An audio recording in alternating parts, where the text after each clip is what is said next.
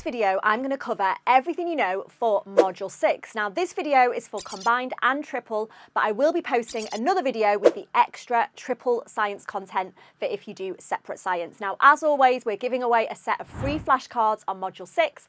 Click the link in the description, fill in your details, and we'll send them to you immediately. In the description, you'll also find a link to my resources where you can do more revision on Module 6. Everything is covered with study notes, practice questions, and explainer videos. Finally, the third link in the description will be a link to access our exam masterclasses. These are perfect for revision before you sit your GCSE papers. Hopefully, I'll see you there. Okay, let's start the video. Okay, Module 6, Inheritance, Variation, and Evolution. Let's go. This is a big module, so there's lots to cover.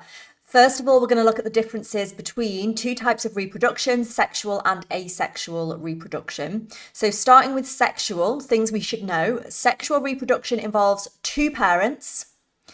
It uses gametes or sex cells, such as a sperm cell from a male and an egg cell from a female. And these gametes are produced by meiosis. So we would say that sexual reproduction involves meiosis.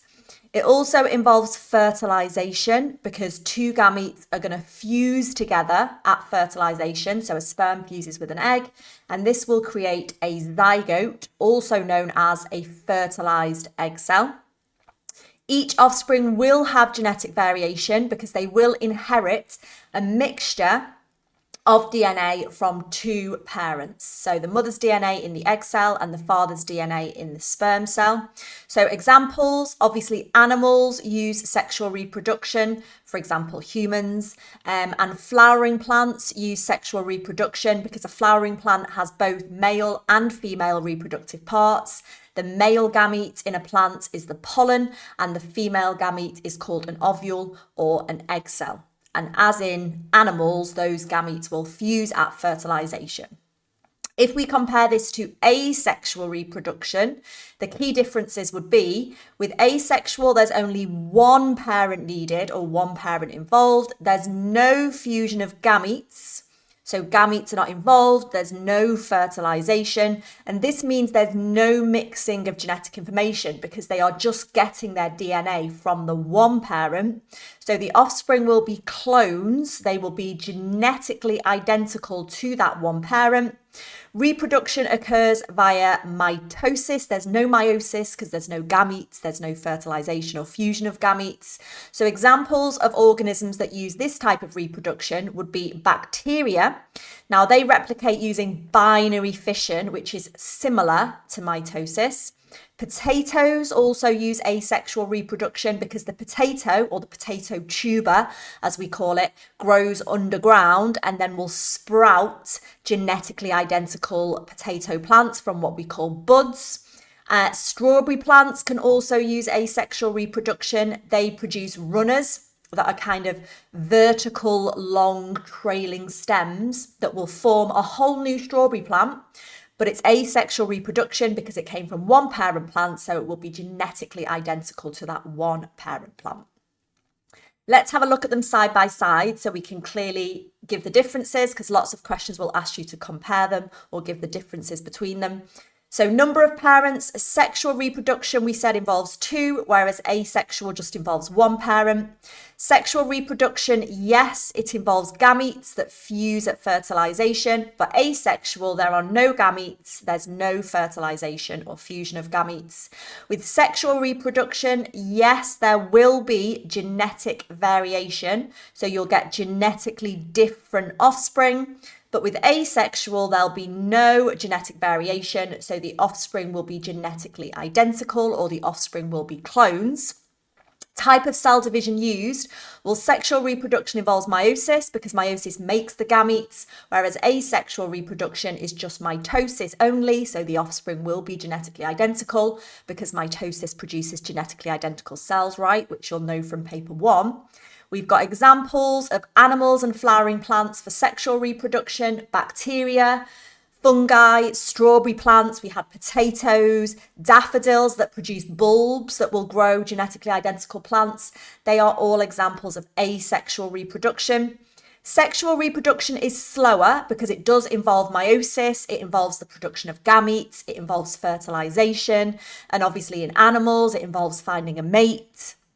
In plants, it involves pollination, so it is slower, and that does also link to this statement. It does require more energy to make the gametes, find the mate, etc. Whereas asexual reproduction is faster because no gametes are needed to be formed, there's no fertilization, it just involves simple cell division via mitosis, and that does also link to this. You could say that asexual reproduction, not only is it faster, but it requires less energy than sexual reproduction. So definitely be prepared for exam questions that ask you to give those differences. It might ask for 2 or 3 differences between sexual and asexual reproduction. Moving on to meiosis. Now you do mitosis in paper 1, you do meiosis in paper 2, but in this video we will do a side-by-side comparison as well in case that comes up. So what is meiosis? Well, it's obviously another type of cell division, but it doesn't produce body cells like mitosis, it produces gametes or sex cells. So in males, meiosis produces sperm cells, and in females, meiosis produces egg cells, or in plants, meiosis produces pollen grains and ovules. It occurs in reproductive organs only. So in males, it only occurs in the testes to make the sperm cells, and in females, it only occurs in the ovaries to make the egg cells. The result of meiosis will be 4 daughter cells, but they will be non-identical or genetically different. Yeah, the 4 daughter cells, which will be 4 gametes, will have genetic variation. That's really important. They will also only have half of the number of chromosomes of the normal body cell of that species. So we call them haploid. Think H for haploid, H for half. They have half the number of chromosomes. This is because they have single chromosomes. The chromosomes are not in pairs like they are in a body cell. Why is this type of cell division important?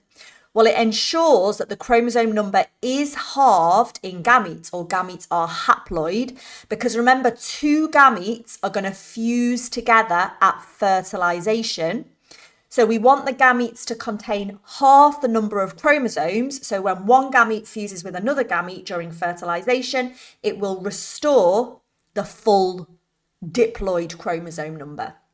The other reason it's important is it does introduce genetic variation because there is shuffling of genetic material during meiosis. All the gametes will be genetically different, so all the offspring will be genetically different and unique. And remember, genetic variation is a good thing because it allows for natural selection and survival of the fittest and evolution to take place.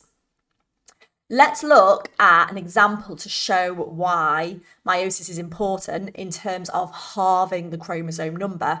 So if we think about our human body cells are diploid. They have a full set of chromosomes, which means the chromosomes are in pairs. So in our human body cells have 46 chromosomes total, or you could think of that as 23 pairs of chromosomes, which equals 46.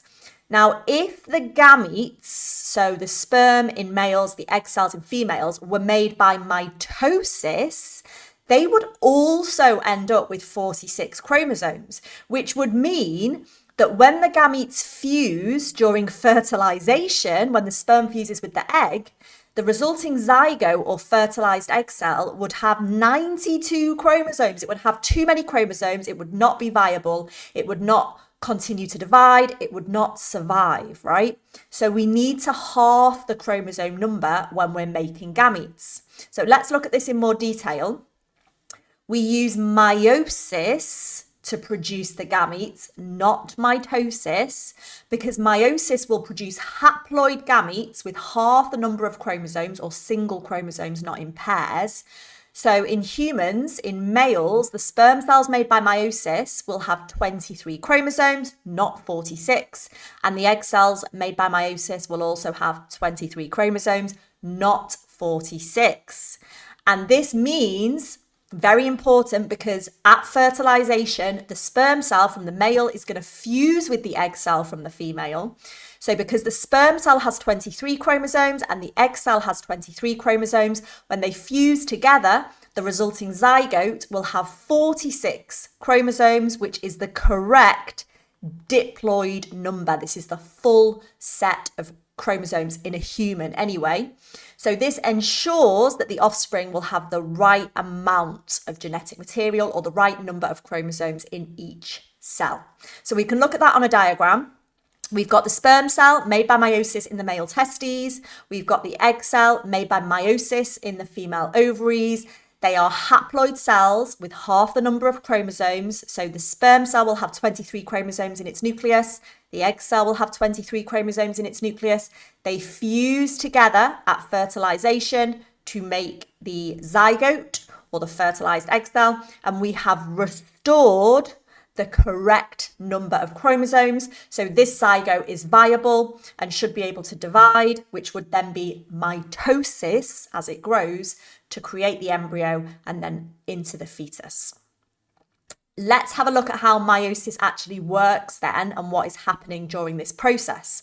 So before a cell can divide by meiosis, just like in mitosis, the first thing that has to happen is the DNA has to be replicated. So the number of chromosomes does double before division. So you can see that here. Now, obviously, we can't draw the full 46 chromosomes in this body cell because that would be a mad diagram. So we've just drawn 2. But this is a body cell. And because this is meiosis, this would be a body cell either in the testes, if this was in a male, making sperm cells, or it would be a body cell in the ovaries, if this was in a female, making egg cells. So the first thing that has to happen is all the DNA gets replicated. So you can see there, the chromosomes now look like X's because all of the DNA has been replicated. That happens before mitosis and it also happens before meiosis. But then what's different about meiosis in comparison to mitosis is this cell does not just divide once, it divides once and then it divides again. So we've got 2 rounds of division. So the first division, the pairs of chromosomes are separated, which you can see here. That does not happen in mitosis. So the pairs of chromosomes are separated. We get these 2 daughter cells, but then we have a second division, different to mitosis where we only get 1 division. And you can see then that the individual chromosomes get separated. Yeah, so we've got division 1 and division 2, which means we're going to end up here with 4 daughter cells or 4 gametes, because this is meiosis, so it's making gametes or sex cells, and they will be haploid. They will have half the number of chromosomes, look, compared to the original parent cell. In our diagram, the original parent cell had 2 chromosomes, and you can see that the 4 gametes that we've produced by meiosis only have 1 chromosome. In reality, the parent cell would have 46 chromosomes if this was in a human, and the gametes would have 23 chromosomes. So we've got 4 gametes, 4 daughter cells produced, and they are haploid. Now, what happens after meiosis? Well, obviously, 2 gametes are going to fuse, as we've already spoken about, at fertilization to form a zygote. Now, the gametes that fuse were haploid, but when they fuse together, it will create a zygote that is diploid and has the full set of chromosomes, the correct number of chromosomes. The zygote will then divide by mitosis, the normal type of cell division that you do for paper 1, to form an embryo, because that is just growth, right? So what you must remember is meiosis only makes gametes. It's only going to be meiosis if it's making sperm or it's making egg cells or it's making pollen grains in a plant or ovules in a plant. Only going to be meiosis if it's making haploid sex cells or gametes. Any other type of cell division for growth or replacing cells or repairing tissues is going to be mitosis. So as soon as the zygote is formed, as it starts to grow to form the embryo, that would be mitosis. Let's look at them side by side because this kind of comparison question does come up a lot. So we've got meiosis here which is on paper 2, and we've got mitosis, which you should already have learnt about for paper 1 when you were learning about cells and the cell cycle. So let's go through these features. So the purpose of meiosis is to make gametes or sex cells, whereas the purpose of mitosis is for growth, so for organisms to grow, to repair tissues or replace cells to repair tissues, and obviously some organisms use it for asexual reproduction, like daffodils, strawberry plants, potato plants.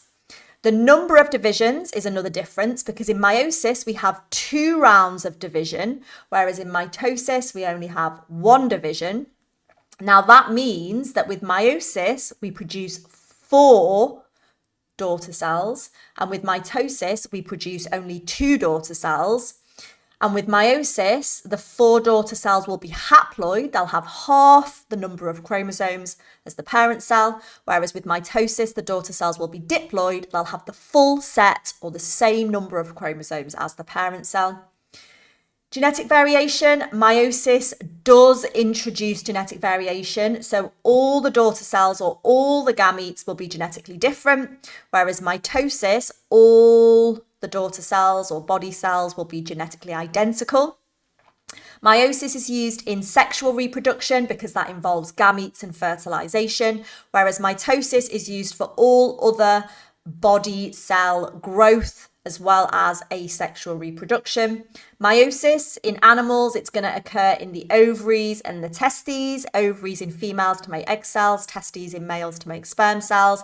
Mitosis, well, it's used for growth, right? So it's occurring in all parts of the body so that that body can grow, or so cells can be replaced or tissues can be repaired. So it could be anywhere in the body.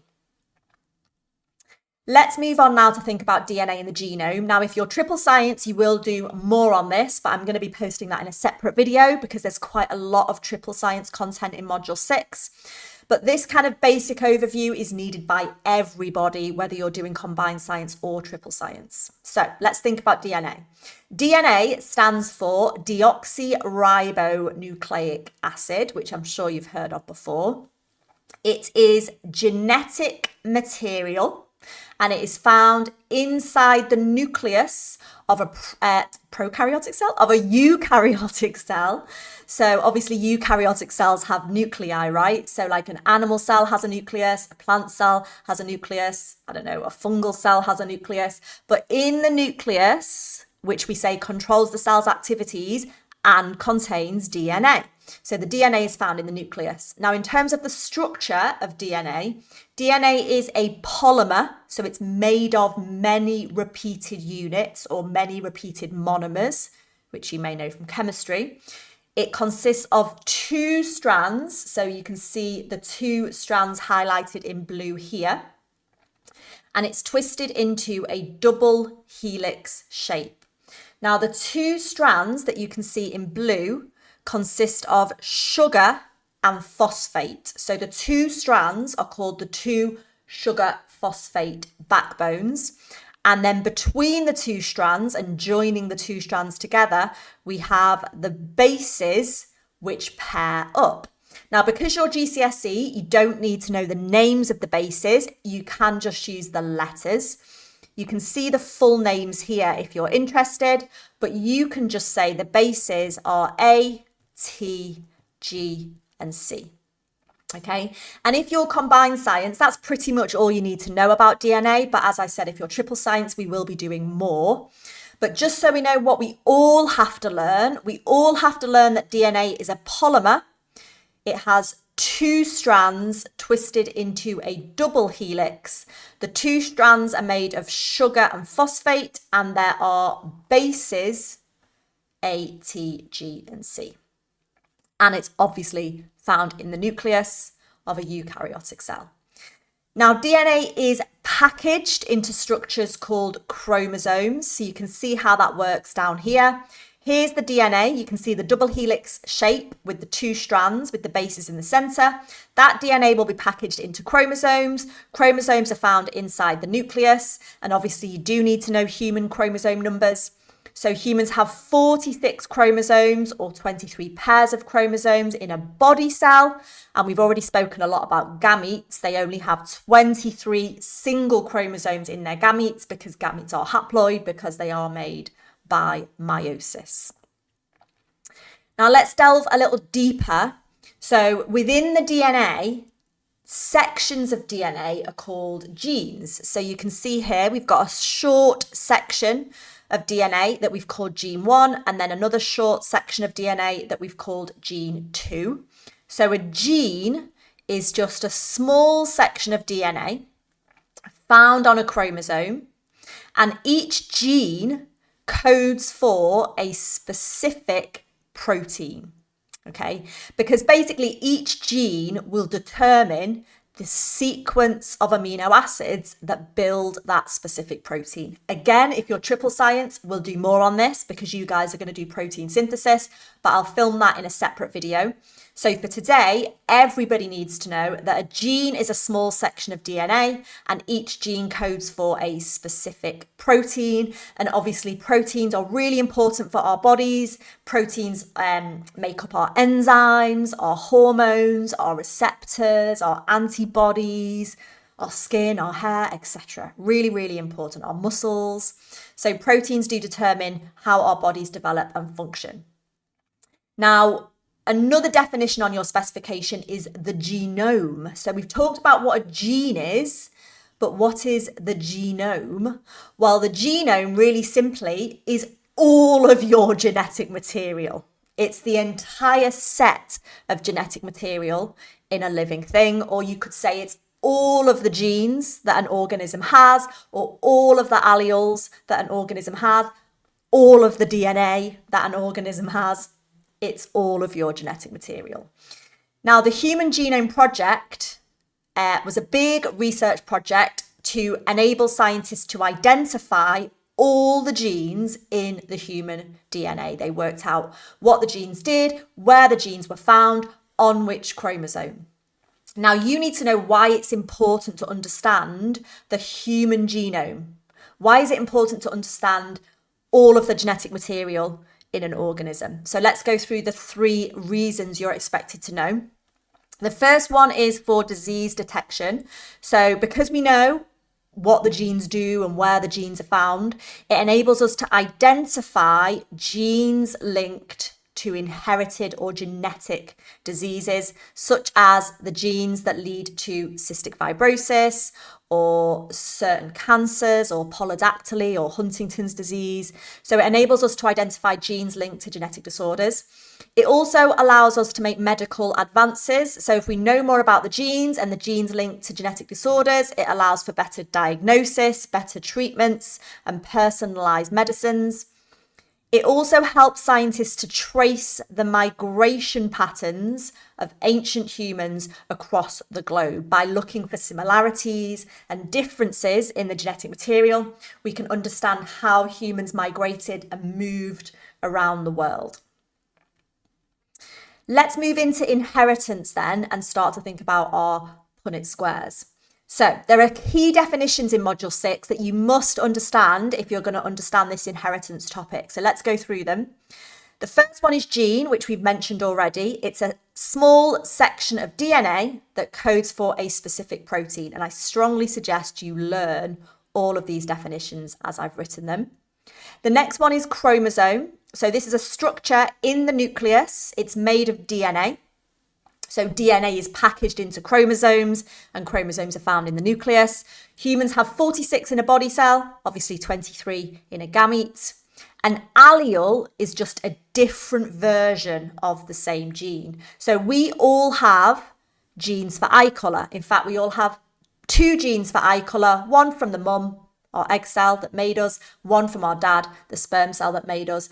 But we might inherit different versions of those genes. So we might inherit a gene for blue eye colour and a gene for brown eye colour. So they're the same gene because they both code for eye colour, but they're different versions of that gene. Now we talk about alleles being dominant or recessive. So let's go through that next. A dominant allele, you have to define this correctly. Don't just say it's an allele that dominates. A dominant allele, if you inherit a dominant allele, that allele is always expressed. Or you could think of it as, even if you just inherit one copy of that allele, it will be expressed. It will be shown in your characteristics or your traits. And we use a capital letter to represent an allele that is dominant. On the other hand, a recessive allele is an allele that is only expressed if you inherit two copies, or you can say an allele that is only expressed if there is no dominant allele. Okay? Don't just say it's dominated by a dominant allele. You have to say it's only going to be expressed, or it's only going to show itself in your characteristics and traits if you inherit two copies of it, or it's only going to be expressed if you don't have the dominant allele.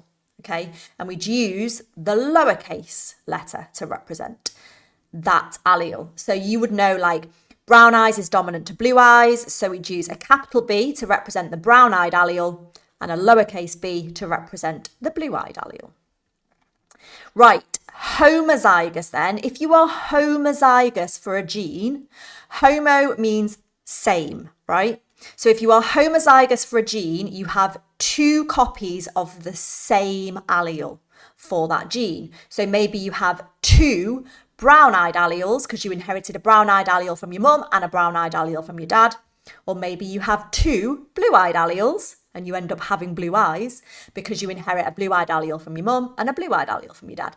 But basically, just having two of the same allele, you would be described as homozygous for that gene. Heterozygous, hetero means different.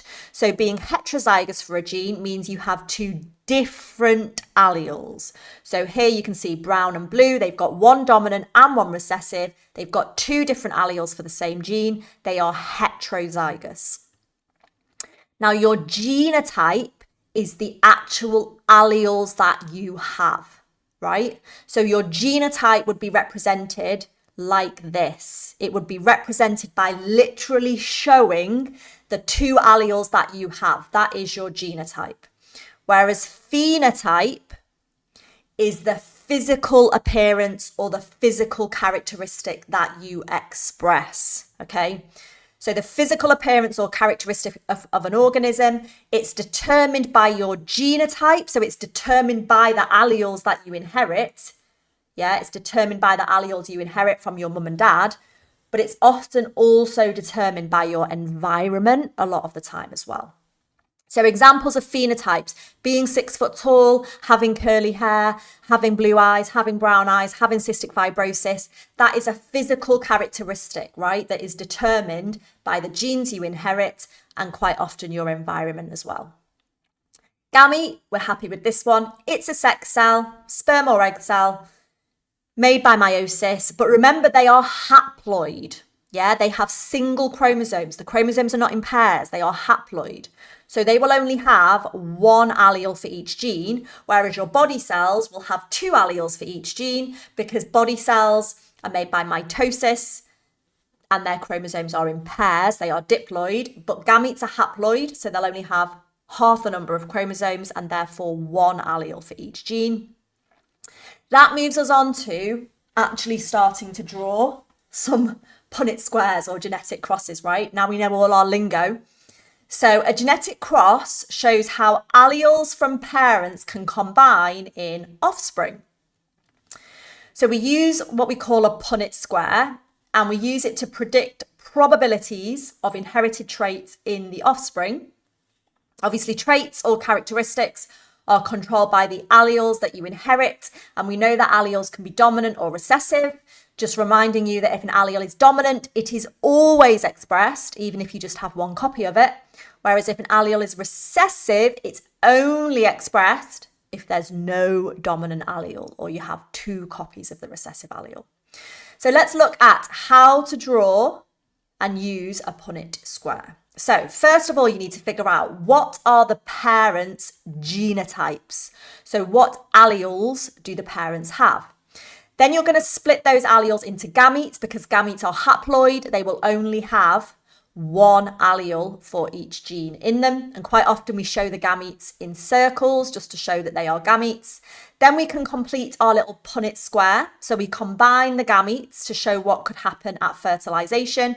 And then we can look at the outcomes. We can determine the phenotypes or the physical characteristics of the offspring, and we might need to work out a ratio, or we might need to work out a probability and give like a percentage or a fraction or a decimal.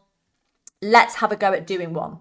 So we know that brown eyes is dominant over blue eyes. So the brown-eyed allele has the capital letter because it's dominant, and the blue-eyed allele has the lowercase letter because it's recessive. Now we've been asked to cross a heterozygous parent with another heterozygous parent. Okay, so we've already been given the parents' genotypes. Yeah, here and here. They are the parents' genotypes. They are the alleles that the parents have. So we would write those out. Yeah, that's our parent genotypes. Split them into gametes. Remember, only one allele will go into each gamete. So this parent could make gametes with the dominant allele for brown eyes or gametes with the recessive allele for blue eyes. This parent, same thing, could make gametes or sex cells with the dominant allele or gametes or sex cells with the recessive allele. Because remember, gametes are haploid, right? They have single chromosomes. So they'll only have one allele for each gene. So we're just showing what the options are for the gametes, and I'm putting them in circles just to show that they're gametes or they're sex cells. Then we can do our Punnett square. So what you do is you put one parent's gametes on the top and the other parent's gametes on the side, making sure you're copying it out correctly. You can construct your Punnett square. If you're higher tier, you would have to construct this yourself. If you're foundation tier, they will probably give you a grid and you will just have to fill bits in, okay? Then we can complete the Punnett square by showing what would happen at fertilization. So if this gamete fused with this gamete, the offspring would inherit these two alleles. But if this gamete fuses with this gamete, the offspring would inherit these two alleles. If this gamete fuses with this gamete, the offspring would inherit these alleles. Or if this gamete fuses with this gamete, the offspring would inherit those alleles. Now, I quite often write out, just to make it really clear and neat for the examiner, I often write out the offspring genotypes underneath. Don't just leave it in the Punnett square. You can write them out, because then if you've written them out, you can then show the examiner the phenotypes, so the physical characteristic that would be expressed. So look, this offspring has two dominant alleles. Obviously, they're going to have brown eyes because brown is dominant. These offspring here, they only have one brown allele, but because brown is dominant, it is always expressed. So all three of these offspring would have brown eyes. Now, this offspring has inherited two recessive blue-eyed alleles, but because there is no dominant allele present, or because they have inherited two recessive alleles, that will be expressed, so they will have blue eyes.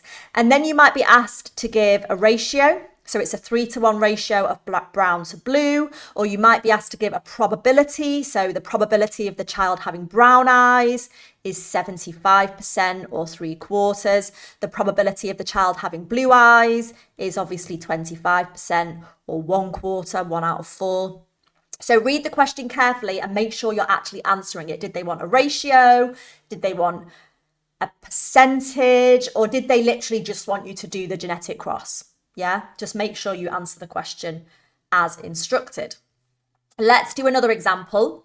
So this one is about plants. Plants can be tall, tall is dominant. Plants can be short, short is recessive. We're being asked to cross a homozygous tall parent. So homozygous means they have two of the same allele, and we can see they have two of the same dominant allele. We're crossing it with a homozygous short parent. Again, this parent has two of the same allele, but two recessive short alleles. So we're going to cross this parent with this parent. So I'm writing out the parental genotypes, or the alleles they have. Gametes, well, they're both homozygous, these parents, right? They're both homozygous, so all of their gametes are going to be the same. In fact, I don't really need to write it out twice.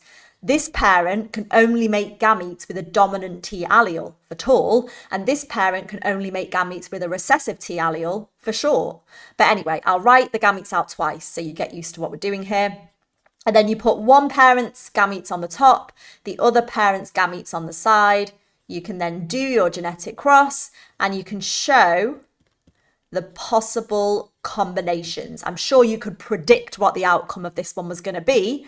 But when you look at the offspring genotypes, the possible offspring genotypes, they're all going to be heterozygous because they've all got two different alleles, one tall and one short. And I'm guessing you could see that from the question. Hopefully you could, right?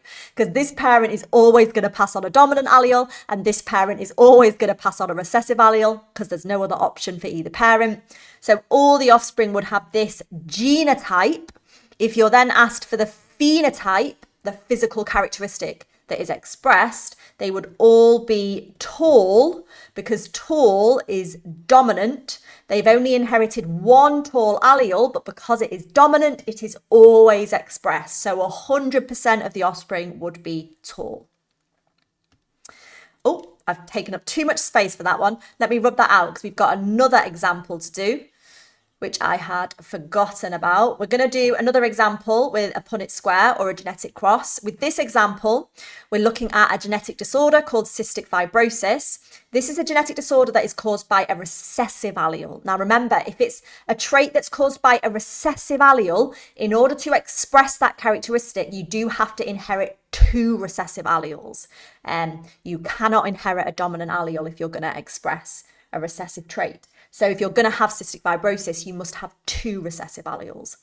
Now we're crossing two carrier parents or two heterozygous parents, yeah? If you look at the genotype, they have two different alleles. They both have one dominant and one recessive. So we would describe them as heterozygous, but you can also use the word carrier for this because they are carrying the recessive allele for a genetic disease. So let's do the parent genotypes that we're crossing. Now gametes, each parent can produce two different types of gametes. So gametes with the dominant allele in or gametes with the recessive allele in.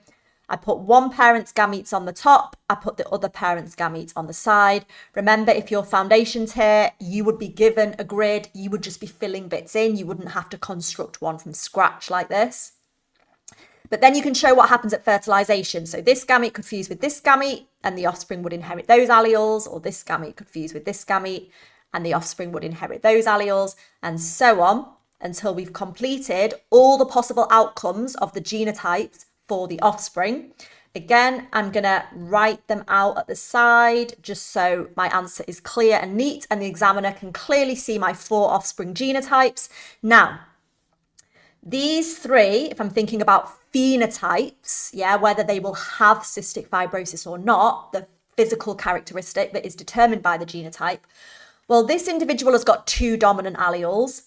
This individual has 1 dominant allele. This individual has 1 dominant allele. Remember, just having 1 dominant allele is enough because a dominant allele is always expressed. So these 3 will be normal, or you could say no cystic fibrosis. I mean, these 2 are carriers. They are carrying a recessive allele, but they don't actually have cystic fibrosis themselves. But this one here, in terms of phenotype, you would say has cystic fibrosis because they have inherited 2 recessive alleles. They have not inherited a dominant allele, so they will express the recessive trait. They will have cystic fibrosis. And then you might be asked, you know, what is the probability of this couple having a child with cystic fibrosis? Well, it's 25%, or it's a quarter, or 0.25. You might be asked for a ratio, 3-to-1 ratio, 3 with no cystic fibrosis versus 1 with cystic fibrosis. So again, read the question carefully. Does it just want you to fill in a Punnett square? Does it want you to construct a Punnett square from scratch if you're higher tier? Does it want you to show the phenotypes? Does it want a ratio or a probability? Make sure that you've done it all accurately and given every step that the question has asked for. Right, We're going to talk more about cystic fibrosis because that is an example of a genetic disorder on your specification. So inherited disorders or genetic disorders are disorders that are caused by the inheritance of faulty alleles. So they are passed on in families, they are passed from parents to their children, to their offspring. So these are genetic disorders. And we're going to look at an example of a genetic disorder caused by a dominant allele and a genetic disorder caused by a recessive allele that's inherited from the parents. That one is going to be cystic fibrosis. Let's look at the dominant one first, though. So polydactyly is a genetic disorder that is caused by inheriting a dominant allele. Now, polydactyly basically causes extra digits, so extra fingers or extra toes. So it's not life-threatening. You might have surgery to remove the extra digit. It might not bother you at all. You might be quite happy with it. But it is caused by a dominant allele. Now, remember, because it's caused by a dominant allele, and a dominant allele is always expressed, even if you've just got one copy of it, this means only one copy of that faulty allele, in this case a dominant allele, is needed for you to have the disorder. So let's look at an example of a cross. Polydactyly is dominant. Normal number of digits, fingers and toes, is recessive. So the genetic disorder polydactyly is caused by a dominant allele.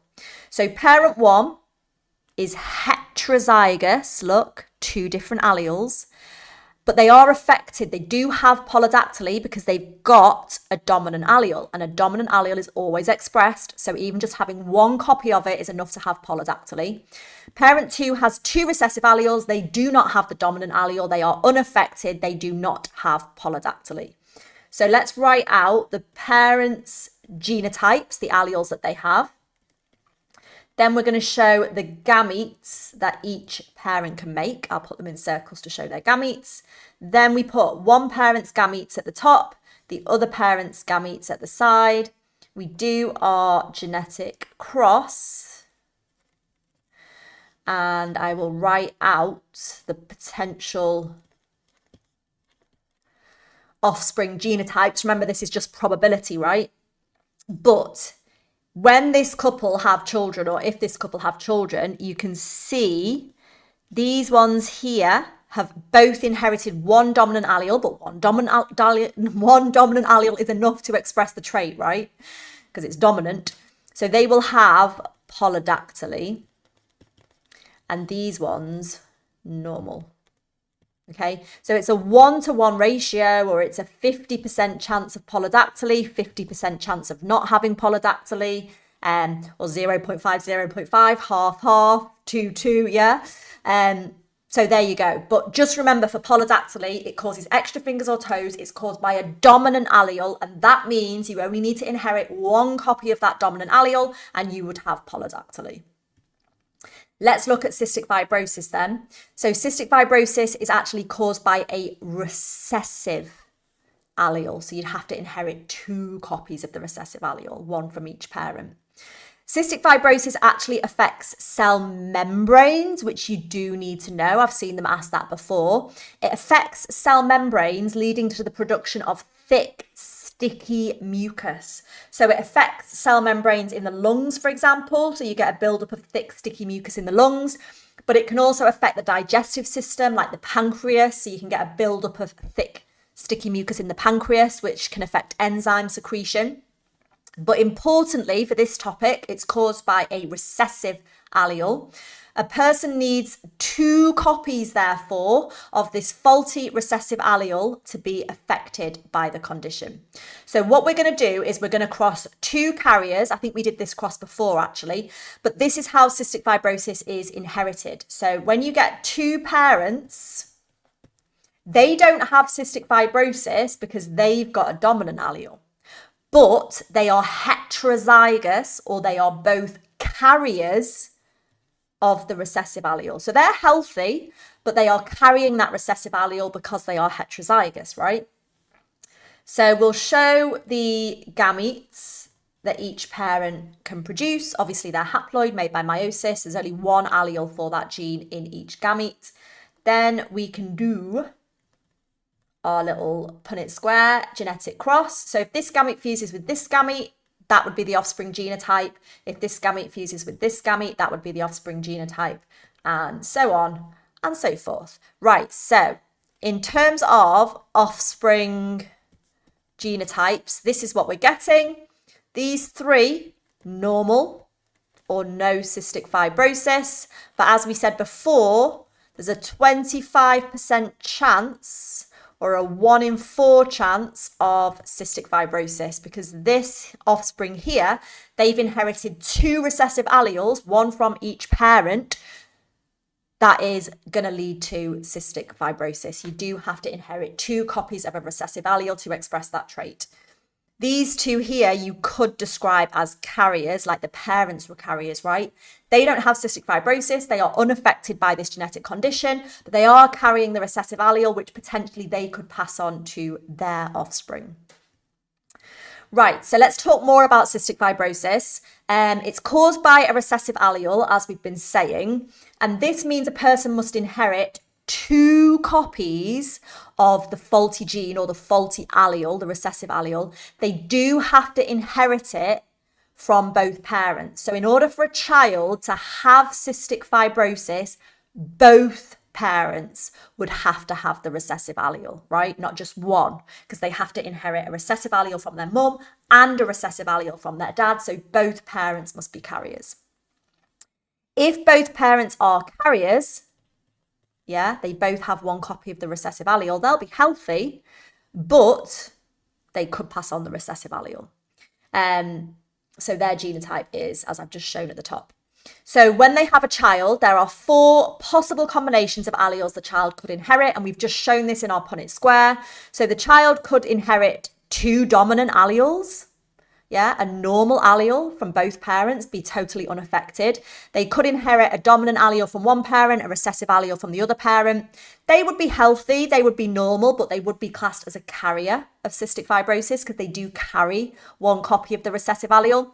Or remember we said there was a 25% chance that the child would inherit a faulty allele from both parents or a recessive allele from both parents. And that would mean they express that trait in their phenotype and they have cystic fibrosis, which affects cell membranes and leads to a buildup of thick, sticky mucus.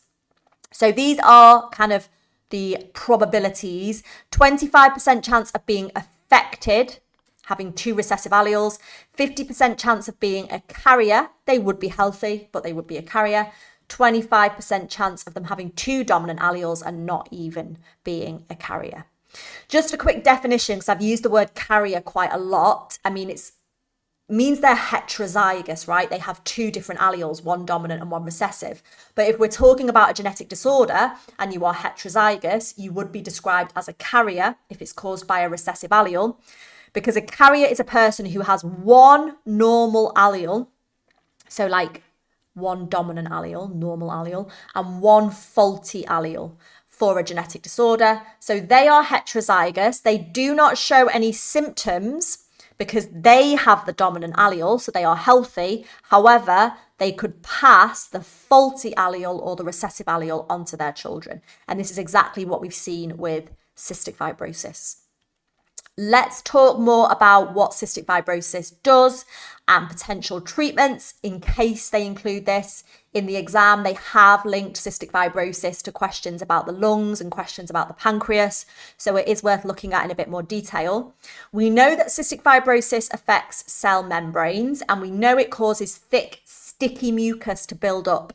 But this thick, sticky mucus is especially problematic in the lungs and in the digestive system. So they have linked it to a question on the pancreas before.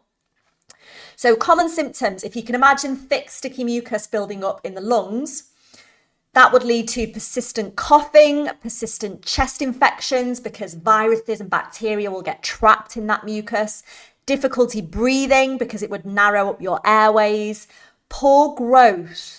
Now, why poor growth? That's a bit of a weird one, right?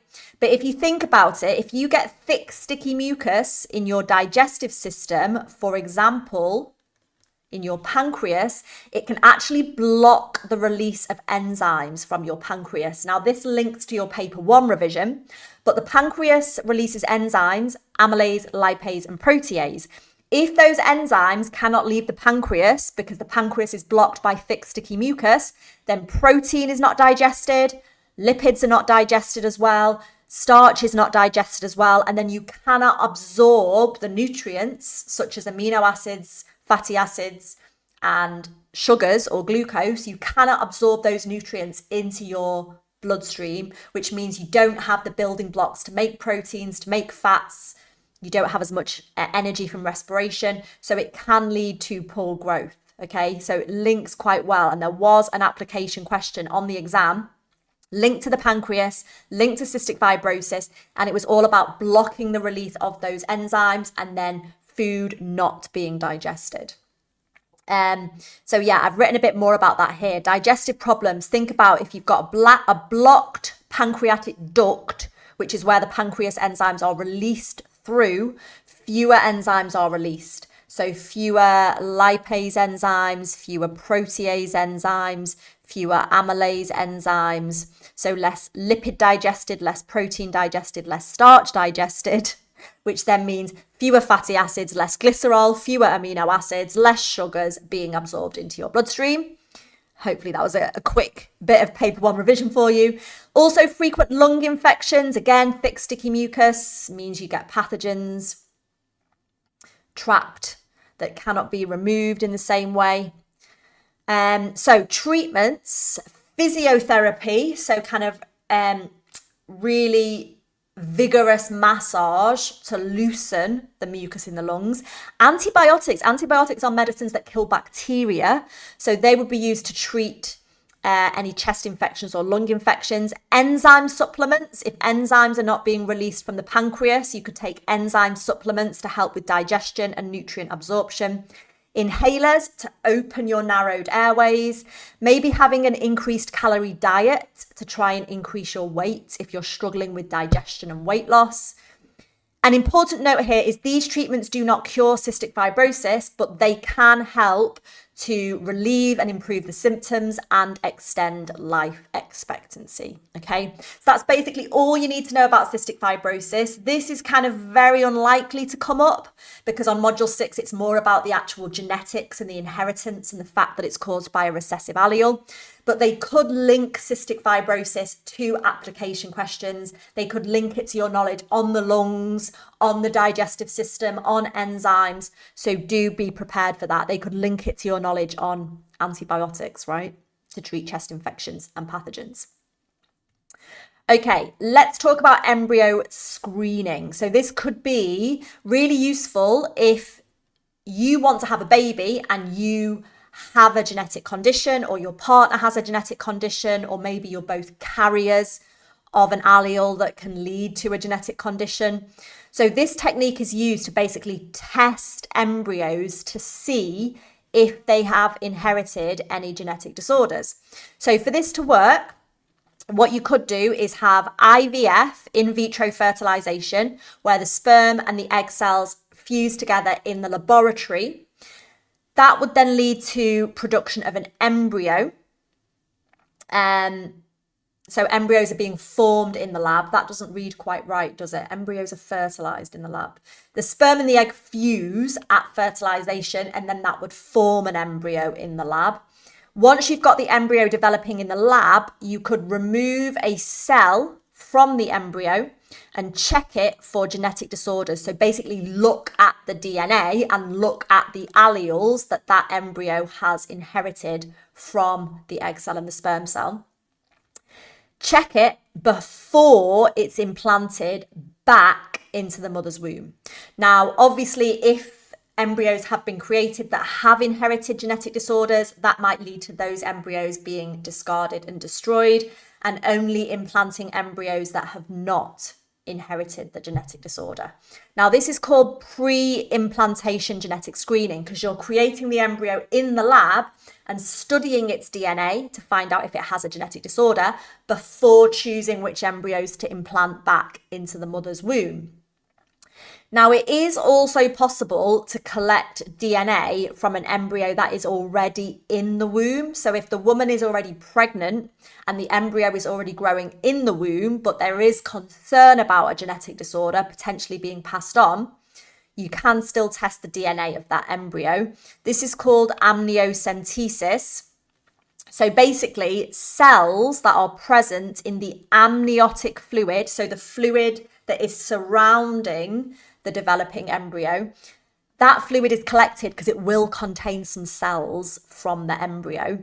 So you'll be able to get those cells from the amniotic fluid. Again, you'll be able to check the DNA, look for any genes that could cause genetic disorders. Have they inherited 2 recessive alleles for cystic fibrosis, for example? This would only be offered if there is a high risk that the embryo may have a genetic disorder, because it could increase the risk of miscarriage or lead to miscarriage, right? So you're only going to do this if you are really concerned based on maybe a family history or the DNA that you have as parents, and there's really high concern that the child may have inherited a serious genetic disorder. This is just a little diagram to show you the amniocentesis process. So you can see here, the amniotic fluid is the fluid in the amniotic sac that is cushioning and surrounding the embryo or fetus. And you can see that the fluid is being taken with a syringe. That fluid will contain some cells with that embryo's DNA, which can then be screened and checked for genetic disorders. Now let's just think about pros and cons of embryo screening, right?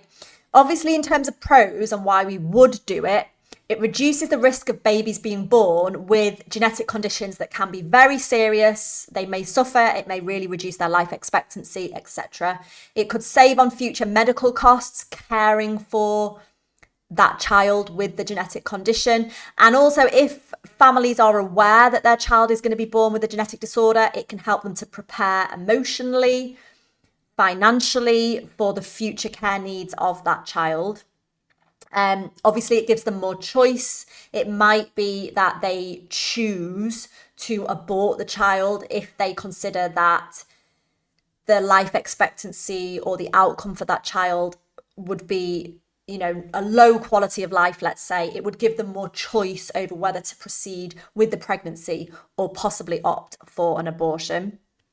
Cons. Ethical concerns here. Now, you always have to clarify when you say ethical concerns in the exam, right? But let's say you have IVF and you create embryos and then you screen the embryos and you find out that some of the embryos have inherited a genetic condition. Those embryos are probably going to be discarded and destroyed or used for research purposes. But obviously, anything where we are destroying embryos, you can say there are serious ethical concerns. May also go against religious beliefs. Again, you could link that to the fact that embryos potentially are going to be destroyed and an embryo is a potential life with a right to life. If you have amniocentesis, where you take cells from the amniotic fluid once the woman is already pregnant, that would increase the risk of miscarriage, and you could suggest it may lead to pressure on the couple to proceed with an abortion if the child has a genetic condition. And also, the embryo may be damaged during the process of screening, and the embryo might not have a genetic condition and you want to go ahead with the pregnancy, but the embryo may be damaged by the process screening itself.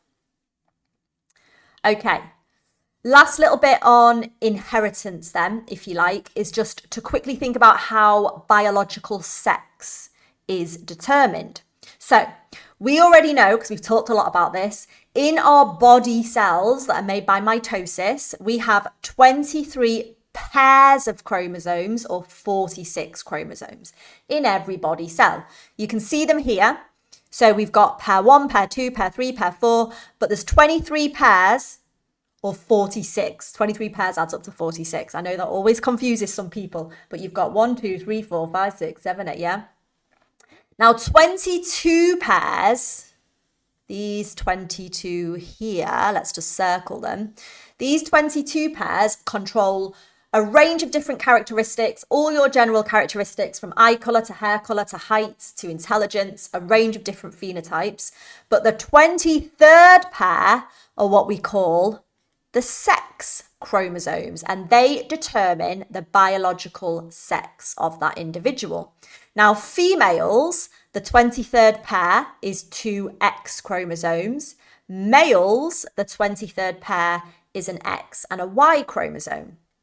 So if the 23rd pair is XX, that would be a biological female. If the 23rd pair is XY, that would be a biological male. So we can do like a Punnett square to show how sex is determined, right? Because mums, females, biological females, their 23rd pair will be XX. Fathers, dads, biological males, their 23rd pair would be XY. So when mothers make egg cells, mothers can only pass on an X in her egg cell. And when fathers make sperm cells, some of their sperm cells will contain an X, some of their sperm cells will contain a Y. So let's do like a Punnett square, but just to show sex determination. So we're crossing a biological woman with a biological male. So the woman has 2 X chromosomes, males have XY chromosome. So in terms of gametes, well, all female egg cells will contain an X chromosome because that's the only option. But male sperm cells, half of them will have the X chromosome and half of them will have the Y chromosome. And then we'll put the mother's gametes on the top and the father's gametes on the side. We'll do the Punnett square. So if those gametes fuse together, the offspring would inherit an X and an X. If those gametes fuse together, the offspring would inherit an X and an X.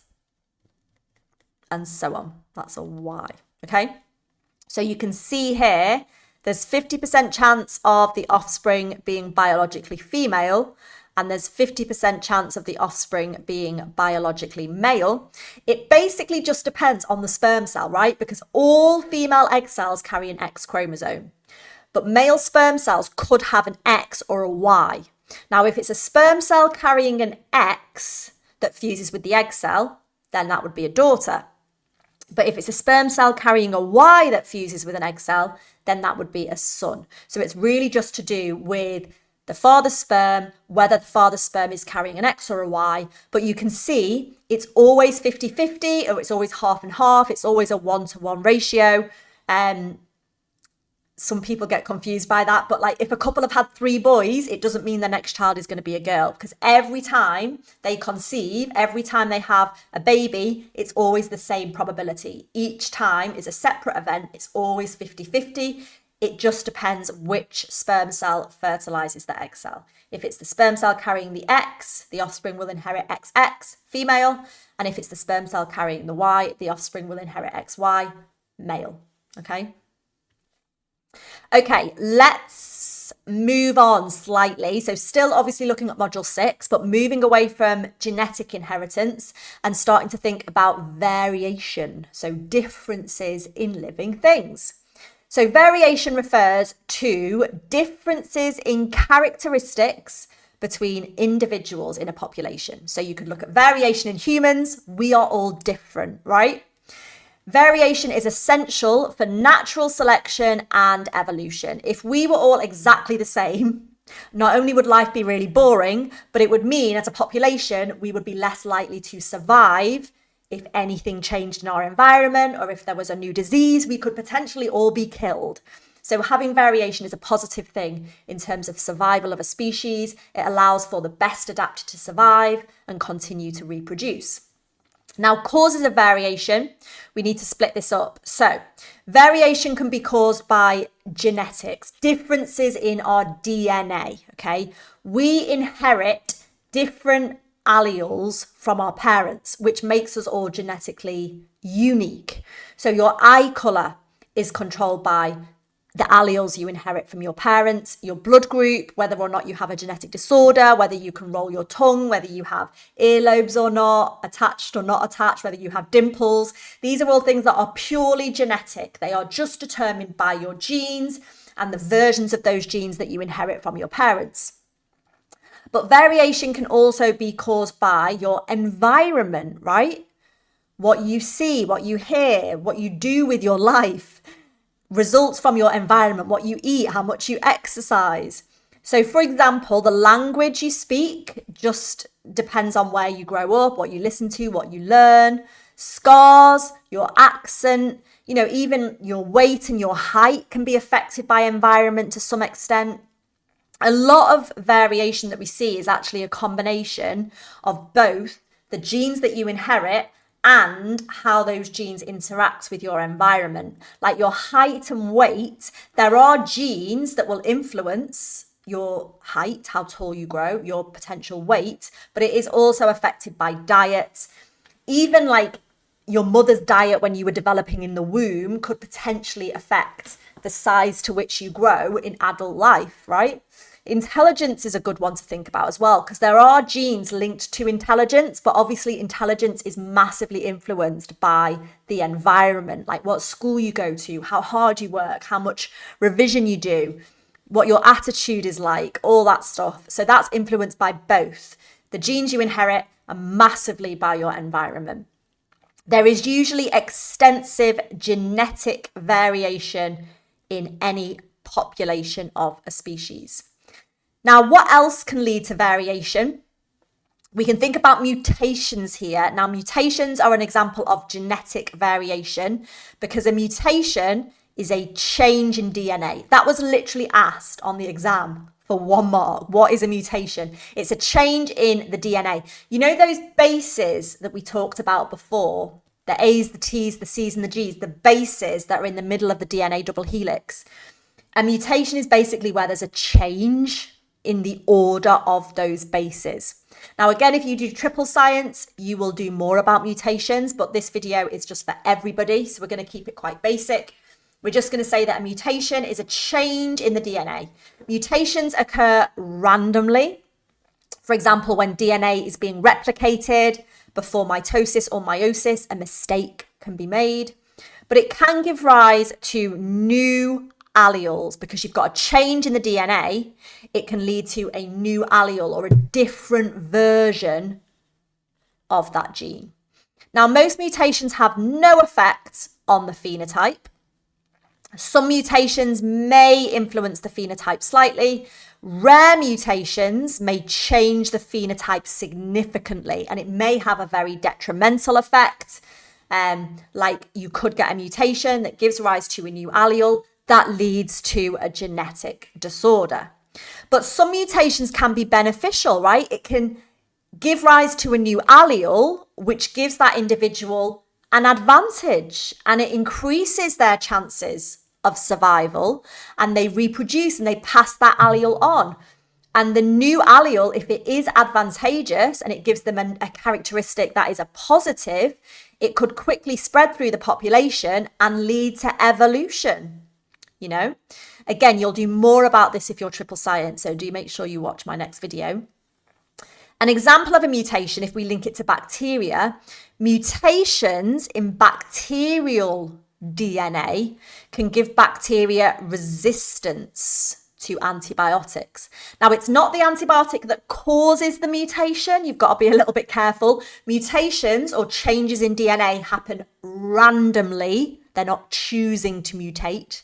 It's not being caused by the antibiotic, but the mutation happens at random, but by chance, it can give them resistance to antibiotics, which is bad for us humans if we get infected with the bacteria, but it's good for the bacteria because they're not going to be killed by the antibiotic, right? That means they would survive treatment with the antibiotic, they would reproduce, they would pass on that new allele that was originally from that mutation, and the allele would spread in the population, and you'll now have a resistant strain of bacteria that has evolved, all resistant to the antibiotic. Initially, that was because of a mutation, but the mutation gave an advantage, so they survived and reproduced and passed that mutation on. We'll talk more about that when we do natural selection in this video. Something else we need to cover for variation then, kind of graphsy or mathsy, you need to know the difference between variation that is continuous and variation that is discontinuous. So, continuous variation is variation that shows a range of values. It basically can be any number within that range. So there's no distinct categories or groups. Individuals can fall anywhere along a scale. Okay. Now, continuous variation, because there's such a huge range, you can fall anywhere on that scale. Variation that is continuous is usually controlled by multiple genes and it's influenced by the environment, which means there's a huge amount of variation. Examples to make this clear, because you might not understand yet what I'm talking about. Height in humans, right? You can be any height within a range. It's measured numerically. You would fall anywhere on that scale between the smallest person on earth and the tallest person on earth. But, you know, 162 centimeters, you might be 164 centimeters, you've got 167.5 centimeters.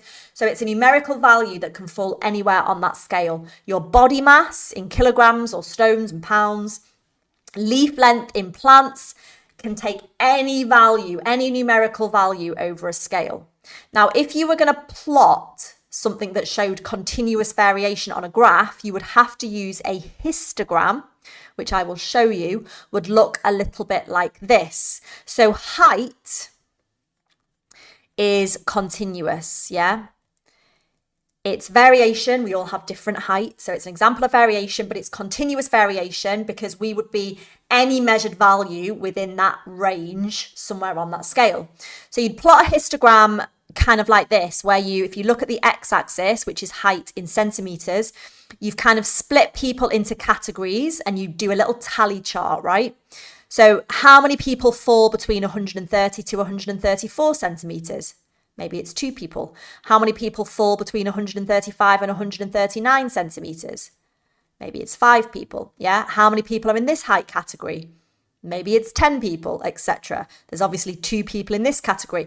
And then you'd plot the number of people on the category on the y-axis and you draw your bars. But notice with a histogram, there should be no gaps between the bars because this is continuous data or continuous variation. There are no gaps between the groups. They are not discrete categories. Yeah, you can be any number on that scale. So the bars should be touching and there should be no overlap in the groups. So this group ends at 134, this group starts at 135, this group ends at 144, this group starts at 145. So each person would only get put into one group.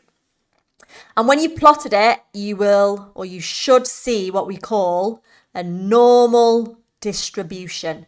It looks like a bell-shaped curve. That is a normal distribution for a characteristic because we expect most people to be average, somewhere in the middle, average height, and we expect fewer people to have the extreme traits. So fewer people that are ridiculously tall, fewer people that are ridiculously small. Most people will be somewhere in the middle. That is what we call a normal distribution. Let's think about the other type of variation. So discontinuous variation is where variation falls within a limited number of distinct categories. So it's not a measured value. It's not a measured numerical value that can be anywhere on the scale. You will just fall into a category or into a group. Yeah. So there's less variation. You're either this or this. You can roll your tongue, you can't roll your tongue. You have blue eyes, green eyes, or brown eyes. There's less variation. So it's usually controlled by a single gene and it's not influenced or less influenced by the environment. So examples of discontinuous where you fall into a group or into a category, blood group, you're either A, B, AB, or O. That's your 4 categories, right? Let's not talk about the rhesus positive stuff. Tongue rolling, you can or you can't. You can group people, you can put them into categories. It's discontinuous variation. Ear shape, lobed or not lobed. Dimples or no dimples, right? You go into a category. Eye colour, you can group people, you can categorize people. Now the graph used for this would be a bar chart because people fall into separate groups. So you'd put your groups on the x-axis. So here we've got blood type, group A, AB, B, and O. There are gaps between the bars because this is discontinuous data. Yeah, you can't be an in-between value. They are distinct or discrete categories. You have to be in one or the other. So you should have gaps between the bars, and then you can plot the frequency or the number of people in each group on the y-axis. Your bars should really be the same width. They should be plotted with a ruler, obviously. You should check that you have plotted the heights accurately if you are asked to draw one. Widths should be the same, but strictly speaking, if you're doing a bar chart, there should be gaps, equal spaced gaps between the bars. And whilst we're talking about graph drawing skills, make sure you have labeled your axes. And if there are units, make sure you have given the units as well. Okay, moving on to evolution and natural selection. I like this because it's kind of like you can learn a little story and then you can apply it to any question. So let's just start with the basics. What is evolution? So evolution by definition is the gradual change in the inherited characteristics of a population over time. Okay, the gradual change in inherited characteristics of a population over time. I would learn it. They could ask you for 1 mark, what is evolution? It occurs due to the process of natural selection. So natural selection is the process that leads to gradual change over time, or evolution. It may lead to the formation of a new species. Now, if you're triple science, you will do speciation. So that will be in my next video. The theory of evolution by the process of natural selection states all species of living things on Earth today have evolved from simple life forms that first developed more than 3 billion years ago. Now, I have taken all of this from your specification, which means you could be asked about any of it. You could be asked, what is evolution? Or how does evolution occur? Or you could be asked, when did the simplest life forms first develop? More than 3 billion years ago. But the idea is that everything alive on Earth today has gradually evolved from simpler life forms over this period of time of more than 3 billion years, gradually changing over time. Now, natural selection is the process by which evolution occurs. It's the process where organisms with the most advantageous characteristics survive, reproduce, and pass their genes on to the next generation, sometimes known as survival of the fittest. And if you forget everything about evolution and natural selection in your exam, you could write down survival of the fittest as a bit of a punt, and you might get a mark, okay? But it's likely you're going to have to explain it in a little bit more depth. Now, we know the scientist was Charles Darwin. We have to know his name. Charles Darwin is famed for basically proposing natural selection. This is how things evolved. This is through natural selection. Now, he observed a variety of different species, but especially finches, on his voyage to the Galapagos Islands. And in 1859, he published his book called On the Origin of Species, which basically explained the process of evolution, how he believed it occurred through natural selection or survival of the fittest. So make sure you know his name so you can credit him with developing this theory of evolution and talking about the process of natural selection. You could be asked for his name. If you're triple science, you will also learn about Alfred Russel Wallace as another scientist that had the same idea as Darwin at the same time. So Darwin's theory, so he's saying species gradually change over time. This is evolution. It happens through natural selection or survival of the fittest. His theory was not accepted at first, and you might be asked to give a couple of reasons why. So the easiest ones to give are these ones. So back then in the 1800s, we didn't know about DNA or genes or the mechanism of inheritance, right? We didn't know how characteristics got passed on. So you could say, well, he had no explanation for how inheritance worked, or just the mechanism of inheritance was not yet discovered, or DNA was not yet discovered, or we didn't know about genes yet. So it was very hard for him to explain what he was saying, right? Another one, a good one for you to remember, it challenged people's religious beliefs. So many people were very religious. They believed that God created all life, God created man, and his theory is challenging that, right? Because he's saying, no, everything that's alive today has evolved from simpler life forms over billions of years. So it does go against people's religious beliefs. So you could say that. And you could also say he did not have enough evidence. Don't say that he had no evidence, because he did have some from his voyage to the Galapagos Islands and all of his observations and stuff. So he did have some evidence. So you have to be really careful. You can say he did not have enough evidence, or he did not have proof. But he did have some evidence, okay, just to be clear. Right, let's look at an example of natural selection so we can think about how we would answer a question on natural selection. And you can kind of take this model answer, change it slightly, adapt it to the question, and use it for any natural selection answer. So we're going to look at peppered moths as an example and how their colour gradually changed and evolved over time.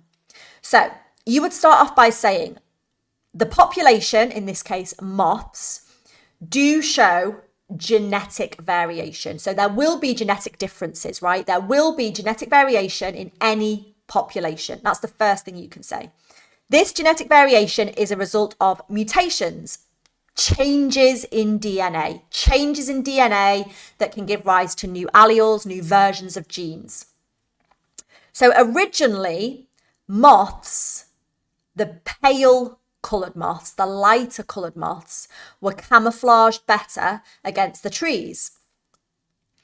Pollution darkened the trees during the Industrial Revolution. There's lots of soot, black soot, causing the trees to get darker. So now darker moths are better camouflaged from predators, right? That means birds can't see the darker moths on the trees. They're not going to eat the darker moths. The darker moths were therefore more likely to survive because they're less likely to be seen and eaten by the predators or the birds. They go on to reproduce. They pass on the advantage gene for their darker colour, the advantageous gene, the gene that gave them the advantage or helped them to survive. They're going to pass on that gene to their offspring. Now, do remember, guys, this takes place gradually over many generations. So it might be worth adding that sentence to the end of your natural selection answer. So gradually over time, the population is becoming better suited to its environment. So you can kind of take this and apply it to any scenario, because you're always going to talk about key things, right? Whatever the question is about, whether it's about moths or giraffes or flamingos, I don't know, you're always going to talk about genetic variation. There will be genetic variation in that population, and you're going to say due to mutations, right?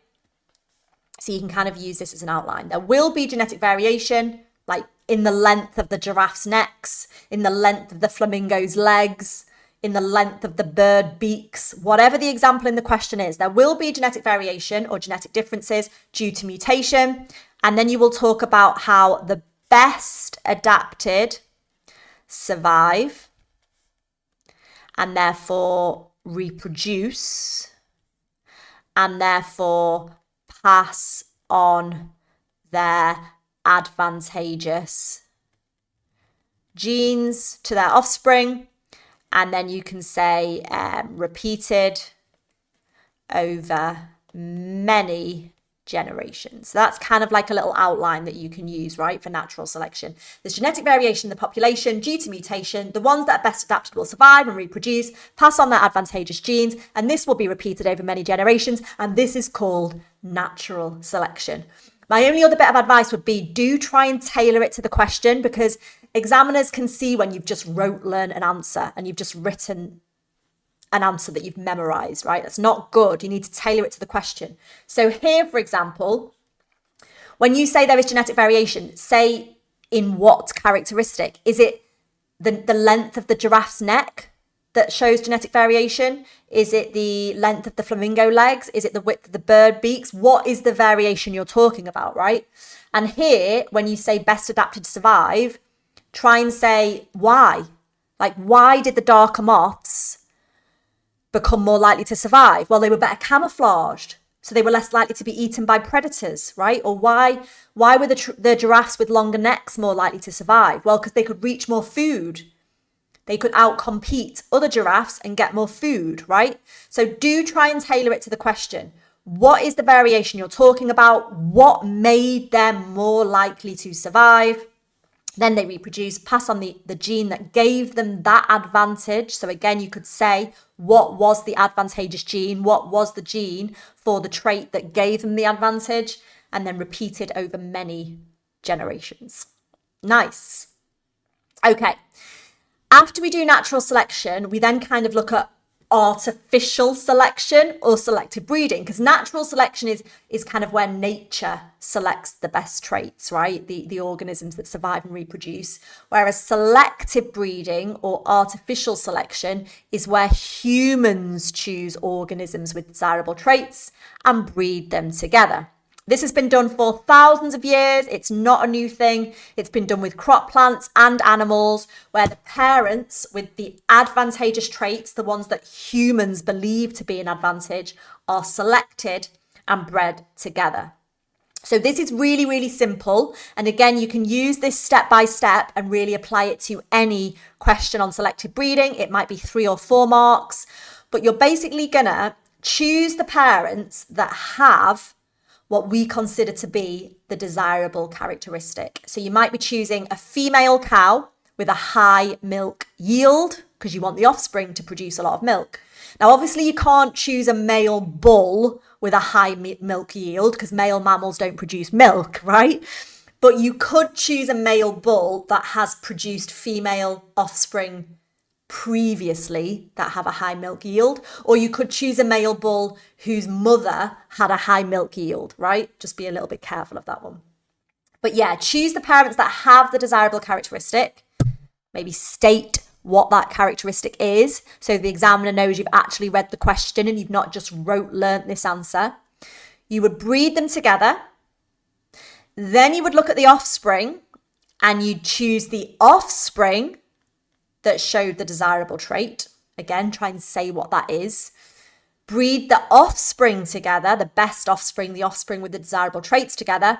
And then again, you have to say, repeat this over many generations. It's not just a quick overnight thing, okay? So you choose the parents with the desirable trait, you breed them together. Then from the offspring, you choose the offspring with the desirable traits, you breed them together, and you repeat the process until the desirable characteristic is common in that population. Let's look at some examples then. So cows being bred for higher milk production has come up on the exam before. So farmers would select female cows with the highest milk yield. And as I said before, when choosing the male bull, they'd have to maybe choose a bull whose mother produced a high milk yield and breed them together. We've also seen them using selective breeding to produce female cows that produce low fat milk. I think it was low fat milk and large volumes of milk. So you'd have to choose female cows that produce large volume of milk and the lowest fat milk and breed those with bulls whose mothers had produced large volumes of low fat milk. It could be any example. It could be dogs that are intelligent. It could be cats that have blue tails. I've seen that before. It could be cats that are really docile and calm. We don't know what the example is going to be, but you're going to have to say, choose the parents with that desirable characteristic. Plants bred for disease resistance. So this would be an example from plants or crops. So you could maybe breed wheat plants that are resistant to certain fungi or certain viruses. You breed them together. You'd look at the offspring plants. You'd choose the offspring plants that were most resistant to the fungus or the virus, breed them together, and then repeat over many generations. Now, why do we do selective breeding? What are the benefits?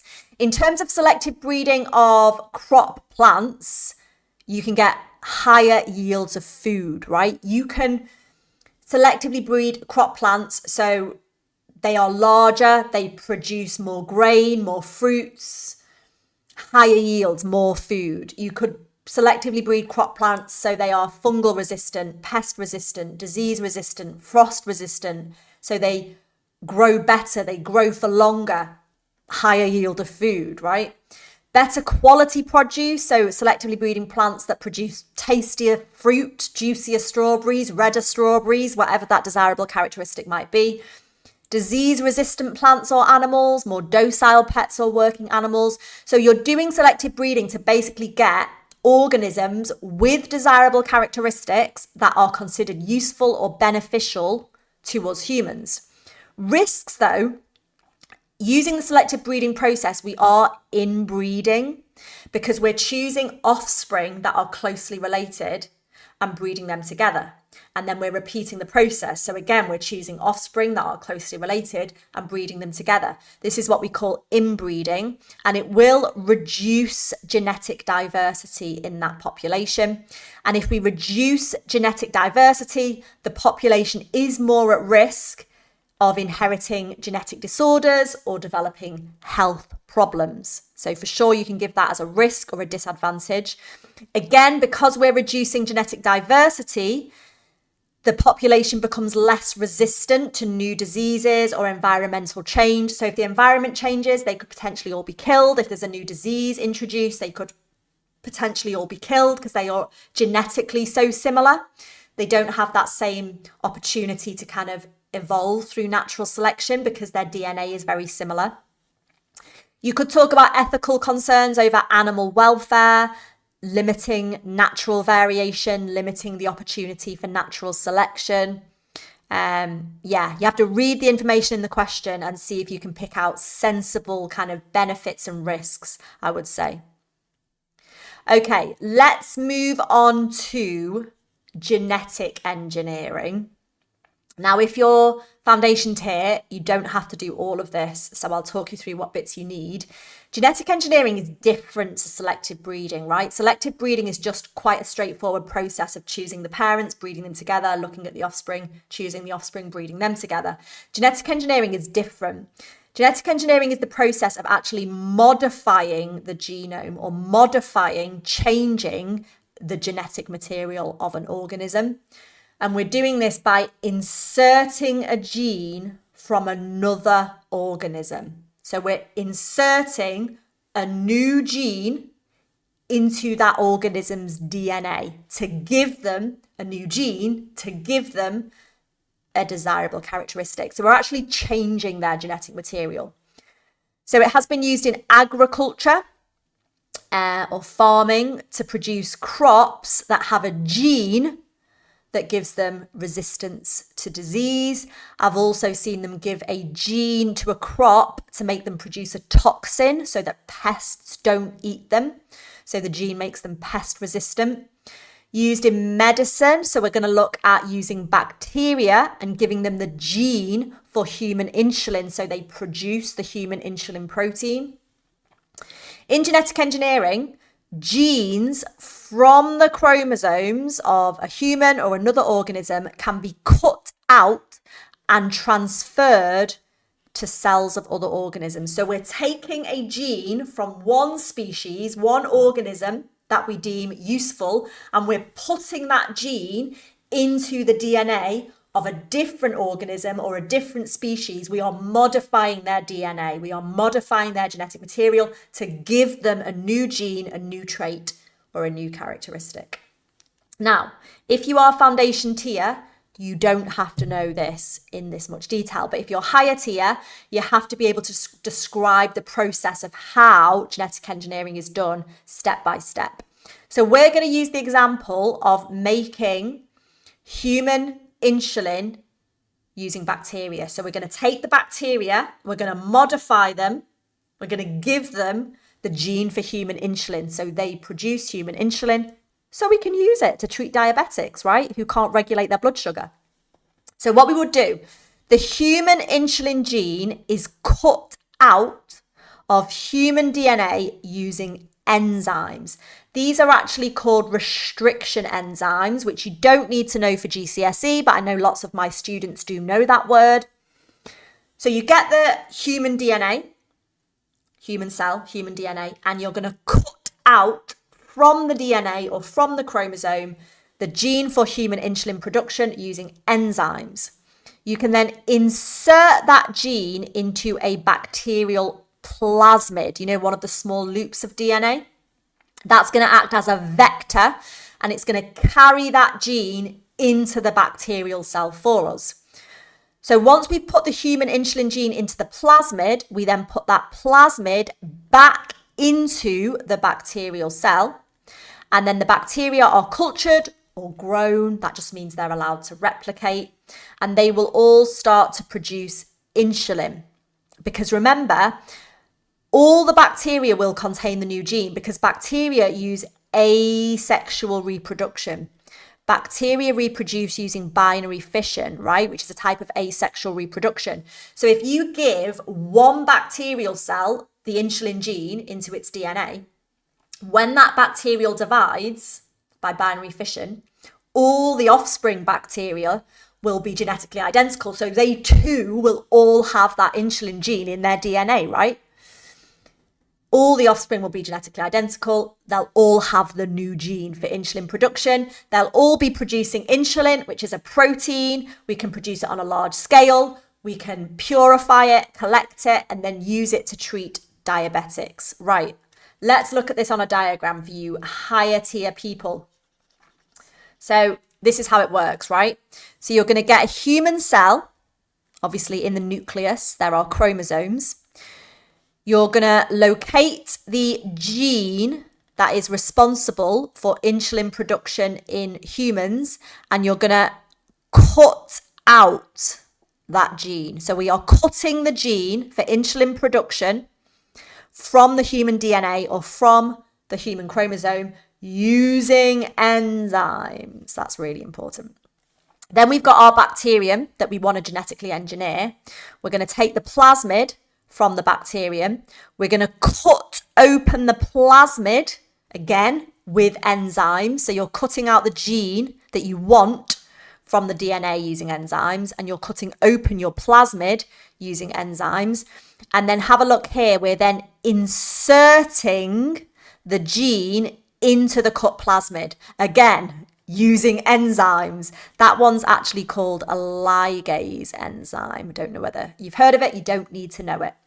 But you've got enzymes acting like scissors, right, to cut the gene out from the chromosome, to cut open the plasmid. They're your scissor enzymes. And then here you're sticking the gene into the plasmid using ligase enzyme. So that's a bit like a glue enzyme that joins the gene with the plasmid. And then you're putting the plasmid with the gene into the bacterium. And then the bacterium will reproduce asexually using binary fission. So all the bacteria will now have that new gene. They'll all be producing insulin, which we can purify, collect and purify, and then use insulin to treat diabetics. Okay? So this is higher tier. Your foundation tier, you don't need to understand the kind of use of enzymes to cut out the gene and enzymes to cut open the plasmid and another enzyme to stick the gene into the plasmid. You don't have to learn all of that stuff if you're foundation tier. Now that was in bacteria, right? In that example, we were modifying bacteria to produce human insulin by giving them the human insulin gene. Let's look at an example of genetically modifying a plant. And in this example, we're genetically modifying a plant to be resistant to a herbicide or a weed killer. So the plant doesn't get killed by weed killer, right? So what you'd have to do is identify the gene that gives herbicide resistance. Usually this gene is found in bacterial DNA. So you'd get your bacterium, you'd locate the gene that gave herbicide resistance, and again, you'd use enzymes to cut out that herbicide resistance gene from the bacterial DNA. Insert the gene into a vector. So again, you could use a plasmid. So you'd cut open the plasmid using enzymes. You'd stick the gene into the plasmid using enzymes. And then use that vector or plasmid to transfer the gene into the plant cell DNA. Because remember, we're modifying a crop plant here. So you're taking your gene for herbicide resistance, cutting it out with enzymes, cutting open a plasmid with enzymes, sticking the gene into the plasmid with enzymes. But this time you're then using that plasmid to transfer the gene into the plant cell's DNA because we're genetically engineering a crop plant. The modified plant cells are grown to produce adult plants. And one thing to note here, it is important that the new gene is transferred at an early stage of development. So you wouldn't do this to just a few cells of an adult plant, because then only a few cells would have the new gene. So you do this instead to like the seed, right? Because if you modify the cells in the seed, as that seed continues to grow and divide by mitosis, which produces genetically identical cells, that means all the cells that grow from that seed will have the new gene. So every single cell in the whole of the plant will contain that new herbicide resistance gene. So you do need to do it at an early stage of development. So the early embryo or the seed, so that all cells carry the new trait, because all cells are made by mitosis. So they will be genetically identical and they will have that new gene. All of the plants will now grow with resistance to herbicide. Why would we want to genetically engineer a crop plant so it is resistant to herbicides? Let's just explain what a herbicide is. Farmers spray herbicides to kill weeds, right? If their crop plant, like their wheat or their maize, is herbicide resistant because it's been genetically engineered, they could spray their herbicide, it would kill the weeds, but it would not damage the crop. We want to kill the weeds so there is less competition from the weeds with the crop plant. So there'll be less competition for light from the sun for photosynthesis, less competition for water from the soil, less competition for mineral ions. So we want to kill the weeds, right, to reduce all of that competition, because then the crops will grow better and faster. They'll get more light, more water, more mineral ions. We'll get higher crop yields, more food production, and more financial gain for the farmer.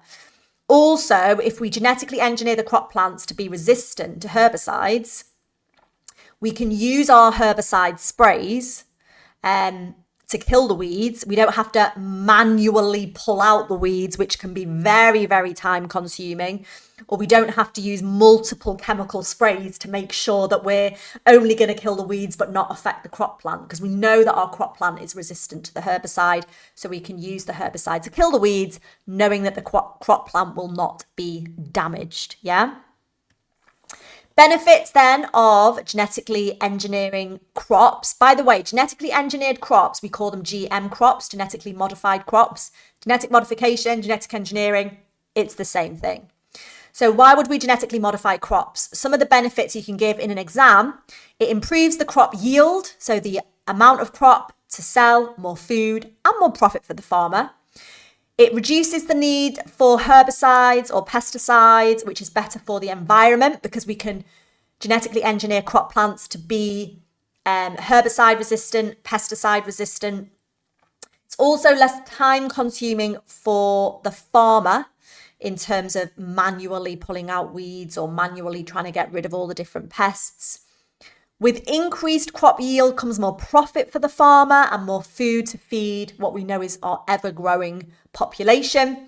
And food can also be made to have more nutritional value by using genetic modification. You might have heard of genetically modified rice. It was called golden rice, that was genetically modified so it would have higher vitamin A content to help increase its nutritional value. Could use that as an example on your exam. Risks and concerns, though, of GM crops may reduce biodiversity with genetic engineering.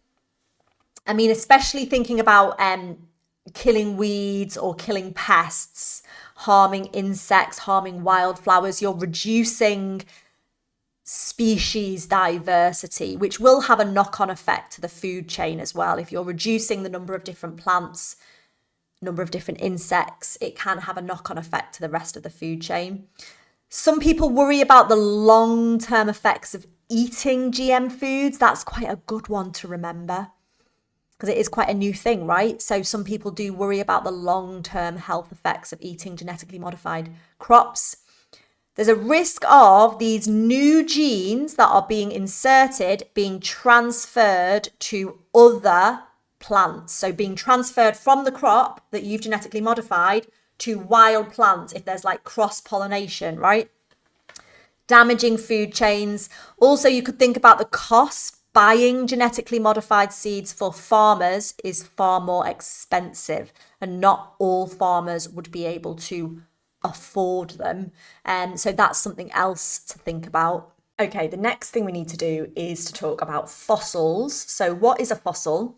A fossil is the preserved remains or traces of living things from millions of years ago found in rock. So that's your definition.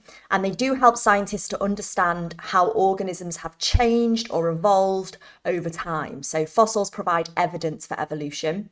There are three main ways that a fossil can form. So let's go through each one. First one, we can say they can form when organisms do not decay or decompose. And this is when decay is prevented because there is an absence of one of the conditions needed for decay.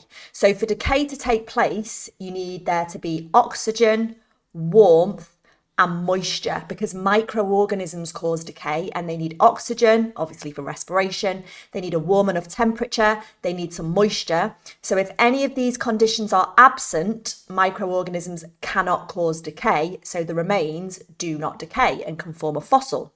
Now, this can happen in different substances. For example, you can get fossils forming in ice, because obviously in ice, it's too cold, there's no warmth, so the organism would not decay. In amber, which is hardened tree resin, you can get fossilized insects.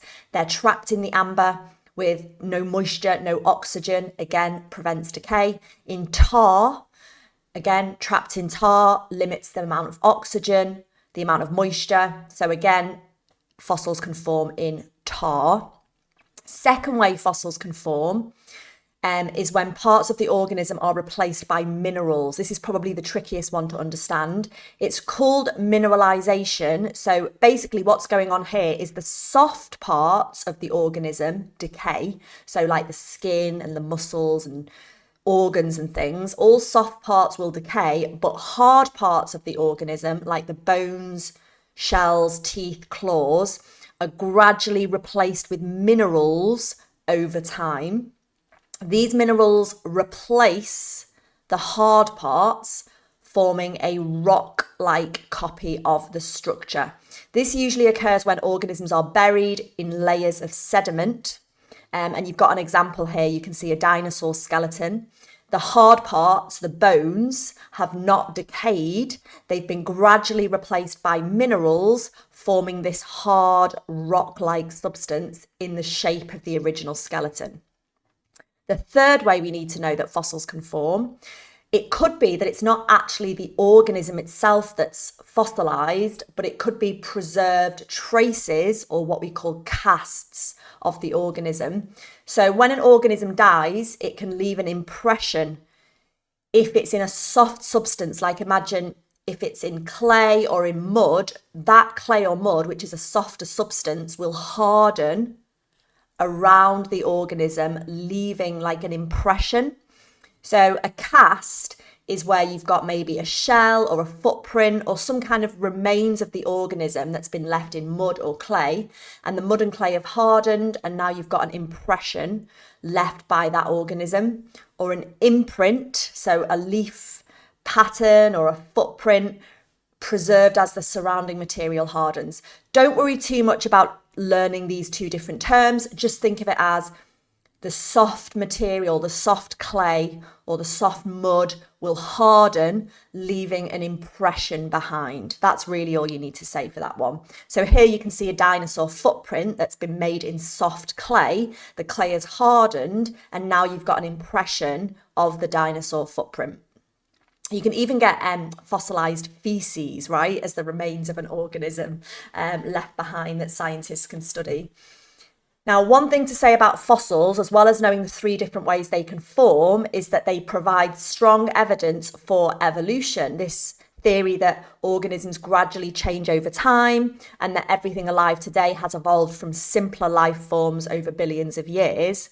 Why do they provide evidence for evolution? Well, looking at fossils and comparing fossils from different layers of rock, which have formed over different ages, scientists can basically see that species have gradually changed over time. So one example they've used in the exam is the fossil record of a horse and the horse's leg and the horse's hoof. And you can literally compare the fossils side by side. You can date them and you can see how the horse's hoof and the horse's leg has gradually changed over time, giving evidence for evolution. Also, they reveal extinct species. So fossils have been found of organisms that no longer exist. And this is evidence that life on Earth has changed. Some species have become extinct, other species have evolved. And fossils can also be used to support common ancestry. So again, we can compare fossil structures and look for similarities and see similarities in different organisms, which suggest those organisms shared a common ancestor and have evolved from that same common ancestor. So they have similarities in their structures. So all of this helps to provide evidence for the theory of evolution. One of the problems, though, that scientists have is that fossil records are incomplete. So basically, we can't find all the fossils of all the species that have lived on Earth. And we need to be able to give reasons as to why the fossil record is incomplete. So there's three main things that you can remember, hopefully, to get marks. Many of the earliest organisms, the simplest, oldest organisms, were soft-bodied, so did not form fossils because obviously soft parts will decay. It's only the hard parts that don't decay and get gradually replaced by minerals. Geological activity has destroyed many fossils, so things like erosion, weathering, earthquakes, the movement of the plates, has destroyed many fossils, so simply they don't remain anymore, they can't be found. But also some fossils that do remain and do exist just can't be found anyway because they're buried really deep under layers of sediment, so it's really hard for scientists to find them, okay? So they're your three reasons as to why the fossil record is incomplete. Moving on to extinction. What is extinction? Extinction occurs when the last individual of that species dies. So we would say something like there are no individuals of that species left on Earth. None of that species exist anymore on Earth. It can happen naturally or it can be caused by human activity. So you need to be able to give reasons for extinction. And obviously you would need to tailor this to the question. So it depends what the organism is as to what you're likely to suggest as a reason for extinction. But some of the main reasons that we would give, possibly there was a new predator. So if there was a new predator, it could hunt the species to extinction or outcompete the species to extinction. Possibly outcompete for food. But yeah, in fact, that could be a separate answer, right? So if you suggest that there's a new predator, I would say new predators hunt a species to extinction. A new disease, species have no immunity to the new disease. The new disease could rapidly lead to extinction of a population. Competition, so a new species may arrive and outcompete the species, outcompete them for food or outcompete them for shelter. So being out-competed by a new species could potentially lead to their extinction. If you're talking about competition, always give a reason. So out-competing them for food is a really good one to give. I wouldn't always go for mates because you're only going to get out-competed for a mate by members of the same species, because only members of the same species can reproduce to create fertile offspring. You could suggest maybe extinction is caused by a change in the environment. So maybe climate change, the Earth's temperature getting gradually warmer, or more droughts or more floods, etc. Natural disasters like earthquakes or volcanic eruptions, loss of habitat, that could be due to human activity like deforestation. Catastrophic events, so you could say, an asteroid impact, but you're going to be sensible with that one. That one is believed to have caused the extinction of dinosaurs. But if it's a more recent species that the exam question is about, don't talk about asteroid impacts because that hasn't happened recently, right? Human activities such as hunting, again, be sensible. Don't say the reason for extinction of a plant is because it's been hunted. So do be sensible with that one. Hunting, habitat destruction, like we said, deforestation, climate change that can be caused by human activities, increased burning of fossil fuels, things like that, can contribute to more modern extinctions. So try and remember maybe 3. I always go for new predators, new diseases, which could also cause extinction of a plant species, and maybe increased competition for food or increased competition for light if it's about a plant, increased competition. I tend to remember those 3, but I also think about hunting if the question is about an animal that I believe could have been hunted to extinction by humans. Now, scientists often cannot be certain why species become extinct, and you might be asked why scientists can't always be certain.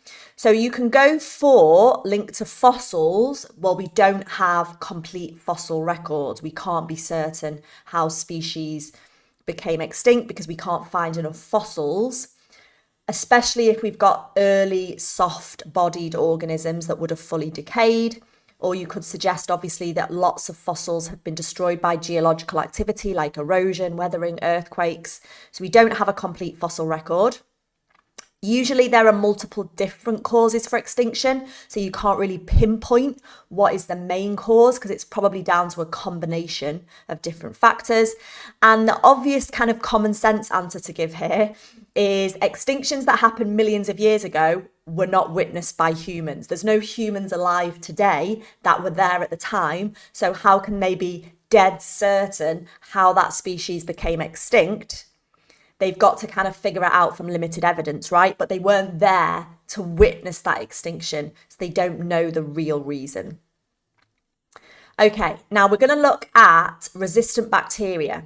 The reason we look at this is the development of antibiotic resistance in bacteria is really good evidence for evolution or the gradual change in a species over time.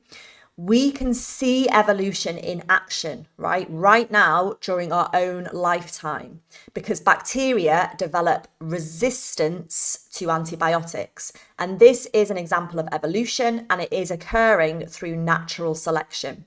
Just a note here, we should never say that bacteria become immune to the antibiotic. That's not correct. We say they become resistant to the antibiotic, which means they will no longer be killed by the antibiotic. So how is this happening? Bacteria evolve quickly, so we can see it happening during our own lifetime because they reproduce rapidly. They use a type of asexual reproduction.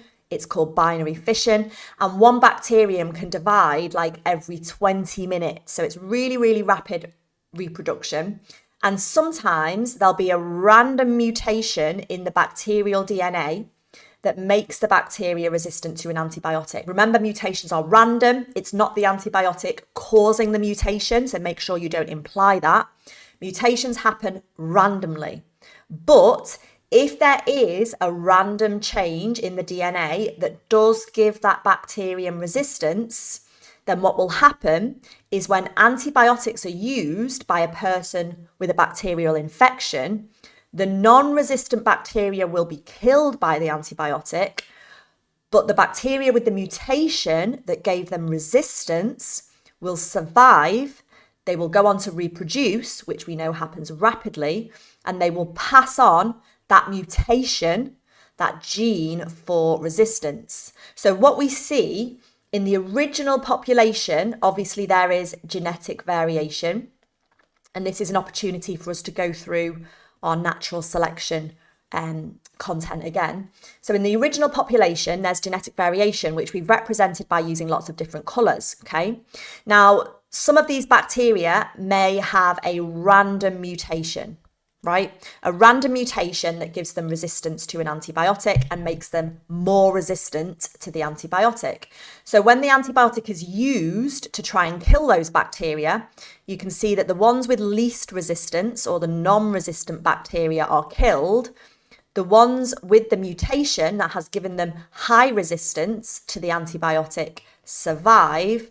They will then reproduce asexually by binary fission. They will pass on the gene for resistance. So you can see then the final population, they are all resistant to the antibiotic. So they would no longer be killed by the antibiotic. Now, this is evolution, right? We can see gradual change over time. I mean, it's actually quite fast evolution in bacteria because they reproduce so quickly. But we've got that same natural selection idea where the ones that are best adapted survive and reproduce and pass on their genes. And this will happen repeatedly over many generations. Now, over time, the resistant strain will spread. And this strain will not be killed by that antibiotic because it is resistant to that antibiotic.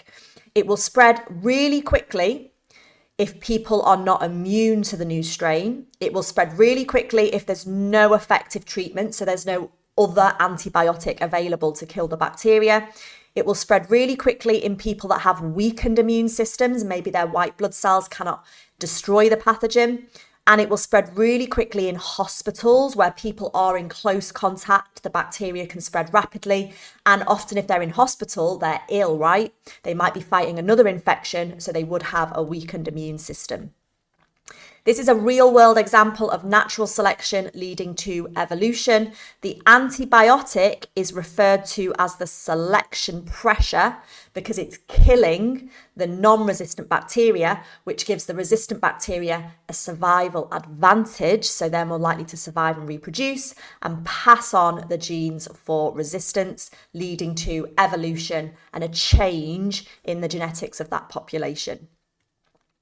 Now, an example of a bacterium that is resistant to many different antibiotics is MRSA.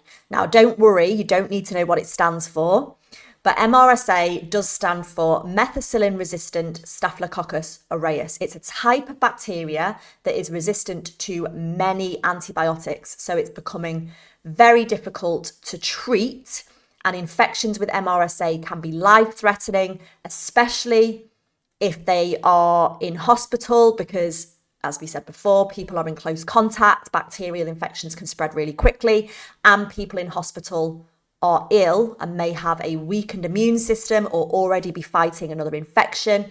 They may be elderly, they may be newborn babies with weaker immune systems. So it is very difficult to treat because the bacteria are resistant to many antibiotics and it will spread rapidly. Now, how do we try to prevent the spread or limit the spread of resistant strains of bacteria? You should recognise these 3 points that we're going to go through now. So we should say doctors should not prescribe antibiotics unnecessarily. What we mean by that is you should not be taking antibiotics if you have a viral infection, because antibiotics do not kill viruses, because viruses replicate within our host cells and the antibiotic cannot reach them, right? So there's no point prescribing an antibiotic, and all you're doing if you prescribe an antibiotic is you're giving any bacteria present a chance to survive and reproduce and outcompete the non-resistant bacteria.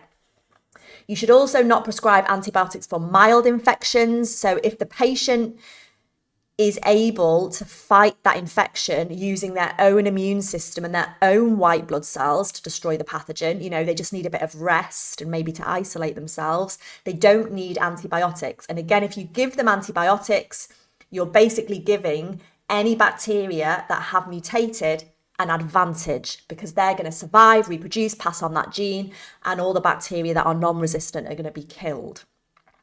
So don't prescribe antibiotics for mild infections or viral infections.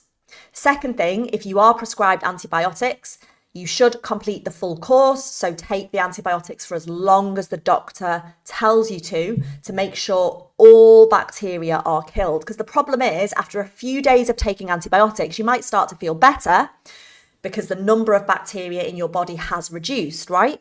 But if you stop taking the antibiotics too soon and there are any surviving bacteria, you're basically giving them the chance to potentially develop a mutation and then go on to reproduce, pass on the gene for resistance, and then you're going to have a population of bacteria that are resistant to the antibiotic and you would need to use a different antibiotic. The third thing we can say, in farming, animals are often given antibiotics to obviously keep them disease-free so that farmers can grow those animals and sell those animals for meat or whatever. But if we give our farm animals antibiotics to prevent any infection from spreading, again, this would just lead to any bacteria that are resistant having an advantage, being able to survive, reproduce, pass on the gene for resistance. And if we have more antibiotic resistant bacteria in animals, those resistant bacteria would be in the meat, would then be ingested by humans. So that strain of resistant bacteria could potentially pass to humans, posing a risk to human health because the bacteria cannot be treated with antibiotics if it's resistant. Antibiotic resistance is a huge problem. It's probably the biggest problem that faces medicine at the moment. And you might have to give reasons as to why. So you can say things like new antibiotics or different antibiotics that the bacteria are not resistant to take a very long time to develop. They're expensive to develop new and different antibiotics, and the resistant strains are basically evolving faster than we can develop, or scientists can develop new antibiotics, okay? So it's expensive to develop new antibiotics, it takes a long time, so we really want to try and limit the number of resistant strains of bacteria. So doing these three things is going to help to reduce the spread of resistant bacteria. Let's move on. This is kind of now the final part of Module 6, where we do classification. So the first classification system to be developed was named the Linnaean classification system. The reason it's called that is because it was developed by a scientist called Carl Linnaeus back in the 1700s. And yes, you do need to know his name. So he developed this classification system where we can group living things into 7 different levels, if you like. Now, each level is called a taxon, or the plural for taxon is taxa. So there are 7 levels or 7 taxa. Each one is called a taxon. So kingdom is the largest taxon, and then we have phylum, class, order, family, genus, and species. You need to know the names of these taxa, and you need to know the correct order of the groupings going from the largest group to the smallest group. So the rhyme that I was taught, the rhyme that I remember to help me remember this, is king prawn curry or fat greasy sausages.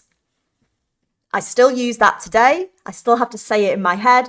King prawn curry or fat greasy sausages helps me to remember kingdom, phylum, class, order, family, genus, species, going from the largest grouping to the smallest grouping. So it's a hierarchy because at the top you've got the largest group, which is the kingdom, and then you're going down and splitting the organisms into smaller and smaller groupings within those larger groups. There are 5 different kingdoms that you should be able to name, but you don't really have to know the differences between the kingdoms. So in the 5 kingdoms, we've got animals, the animal kingdom, plants, the plant kingdom, fungi, bacteria, and protists. Now, you don't really need to know the difference between them, but you will know some things anyway. Like, you know that animals are made from animal cells. Animal cells don't have a cell wall. Plants are made from plant cells. They do have a cell wall. It's made of cellulose. Plant cells can have chloroplasts. Bacteria, you know a little bit about bacteria, right? They do have a cell wall, but it's not made of cellulose. They're much smaller than plant cells and animal cells. They are single cellular. They don't have a nucleus, so their DNA is loose in the cytoplasm. So you do know some stuff, right, based on previous learning from paper 1. You don't know a lot about protists, you don't know a lot about fungi, but if they were to use that in the exam, we've seen them give you a diagram of a protist, for example, and ask you to compare it to a bacterial cell. So they would give you some information. But yeah, that's the 5 kingdoms, and this original classification system was developed by Carl Linnaeus. Just make sure you remember the order of these groupings going from largest to smallest.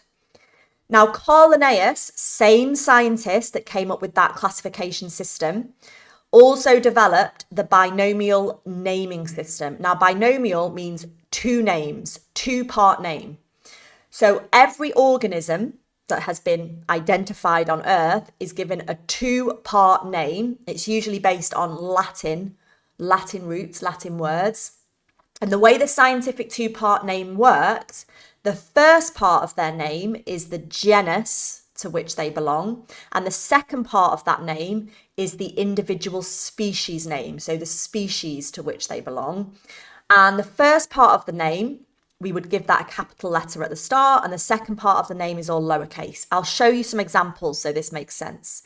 So humans, obviously we call ourselves humans, but our scientific two-part name using the binomial naming system is Homo sapien. So this represents the genus to which we belong, and this is our individual species name. The genus name has a capital letter at the start, the species name is all lowercase. So if I show you the overall classification of a human, the kingdom, which is the largest group, the largest taxon, we're in the animal kingdom, we're made of animal cells. The phylum, Chordata, I think that's because we have a backbone, we are vertebrates. Class, we are mammals. Order, we are primates. Family, we are hominidae. The genus is Homo and the species is sapiens. So we take those last two groups, we put them together, and that forms our two-part name. Another example, the lion, also in the animal kingdom, same kingdom as us. Its scientific name is Panthera leo. So this is the genus to which it belongs, and this is the species, the individual species name. So it's in the animal kingdom. It's in the phylum Chordata because it's got a backbone, it's a vertebrate. It's also a mammal like us. It gives birth to live young, for example. But then it's in a different order to us. A different family, different genus, different species, but you would take these last two names, put them together to give it its binomial, its two-part scientific name.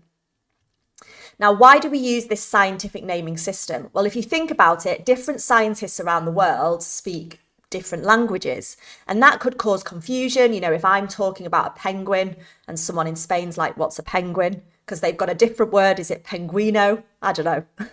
Maybe that's Italian.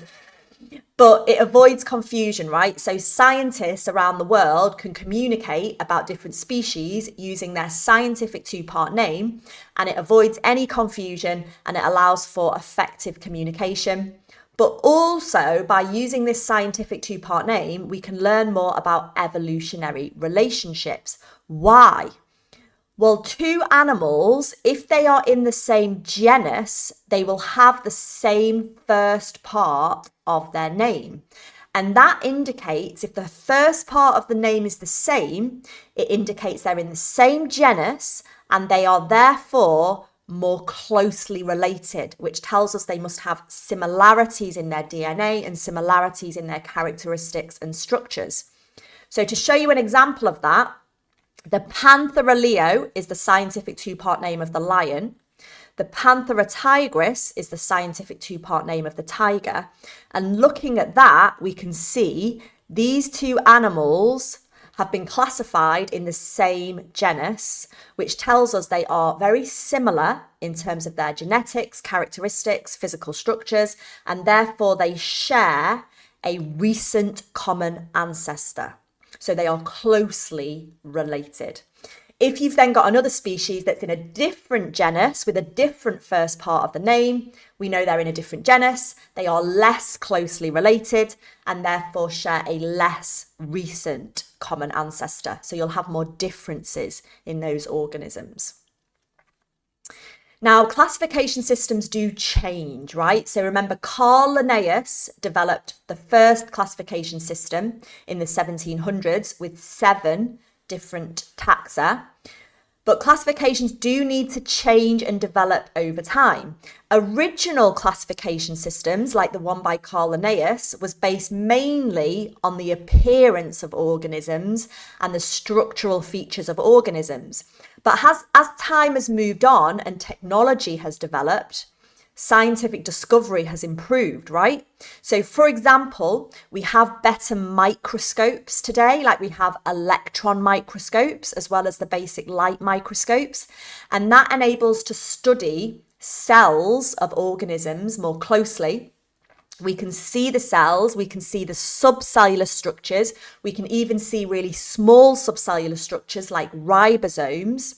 So that allows us to collect more evidence and potentially change the way that we've classified living things. Later, we discovered DNA, the structure of DNA. We learned more about the mechanism of inheritance. We've done more biochemical analysis. So we've studied proteins, we've studied the order of amino acids in proteins, we've discovered RNA, we've studied the RNA. Now, you don't have to go too deep into that for GCSE, but you can just say from studying DNA or other biochemical analysis, we are able to learn more about organisms and find out more about their evolutionary relationships. And this extra evidence that we've got now has led to changes in the classification system. We've got more information about evolutionary relationships. We've got more information from looking at DNA and proteins and cells under microscopes about which organisms are more likely to have shared a recent common ancestor. So the 3-domain system is a more recent system of classifying living things. This was proposed in the 1990s, so I would say that's very recently. You might think it was a long time ago. But this one was developed by Carl Woese. So we've got another Carl to remember. Carl Linnaeus was the original classification system and the binomial naming system. Carl Woese is the newer classification system with the 3 domains. So this classification system was put together because we had more evidence from improved microscopes, DNA analysis, biochemical analysis, and it replaces the old 5 kingdoms with 3 domains. So let's have a look at these 3 domains. So the first domain is called archaea. Now, archaea includes primitive or ancient bacteria. Yeah, like the oldest living things, the oldest bacteria. Ancient or primitive bacteria. These bacteria are often found in extreme environments, so they're known as extremophiles. So bacteria that are adapted to live in very extreme conditions, such as incredibly hot temperatures or very acidic conditions. Then the second domain was the prokaryotes. You can just say prokaryotes or prokaryota. These are what we call true bacteria. And Carl Woese decided that these groups should be separate based on differences that he discovered in their DNA and their cellular makeup, like differences in cell walls and things like that, differences in cell membranes. But you should understand that both of these domains do include bacteria. So both of these domains do include organisms with prokaryotic cells. So both of those are where prokaryotic bacteria would go, but it would be decided, is it archaea, is it ancient primitive bacteria, or is it true bacteria, based on the differences that scientists observe. Now, the third domain is the eukaryotes. So this is the one we're more confident with. This will basically include all organisms that have more complex cells with a nucleus. They're eukaryotic cells with a nucleus and with mitochondria. So fungi would go into that domain, animals would go into that domain, plants would go into that domain, protists would go into that domain, because all of these organisms have eukaryotic cells with a true nucleus, with mitochondria and other subcellular structures. So they're the 3 domains, and this grouping went above kingdom as the largest taxon, the largest group. So this is our new classification system, developed in the 1990s. The scientist responsible was Carl Woese. So domain is the largest, then kingdom, then phylum, then class. The rest of the order is the same, right? So for this one, I just remember delicious king prawn curry or fat, greasy sausages. I just add delicious, and you've got to remember the names of the 3 domains. So we've got the archaea, we've got the prokaryotes, we've got the eukaryotes, and then basically the eukaryotes would be further split into kingdoms. So the eukaryotes would then be further split into the plant kingdom, the animal kingdom, the fungal kingdom, or the protist kingdom, and then we would continue down our classification groupings in the same way. Finally, we've got to understand what evolutionary trees show us and how to interpret an evolutionary tree. So an evolutionary tree, also called a phylogenetic tree, you'd use that term at A level. It's basically used to show us how species are related through evolution. They display both living organisms, so present day species or living organisms that you can see here that are still alive in the present day, and extinct species, that lived longer ago. These are put together using lots of different evidence. So current evidence that we have available to us from studying DNA, from studying RNA, from studying protein structure, as well as the use of microscopes to study subcellular structures. Also looking at their structural features, their characteristics. Also looking at fossil evidence, so we can track any species that are now extinct. All of this evidence will be used to piece together an evolutionary tree, to try and piece together the evolutionary relationships, right? And how one species has evolved from another and how that species evolved from another, etc. So what do the branch points represent? So each branch point here represents a common ancestor.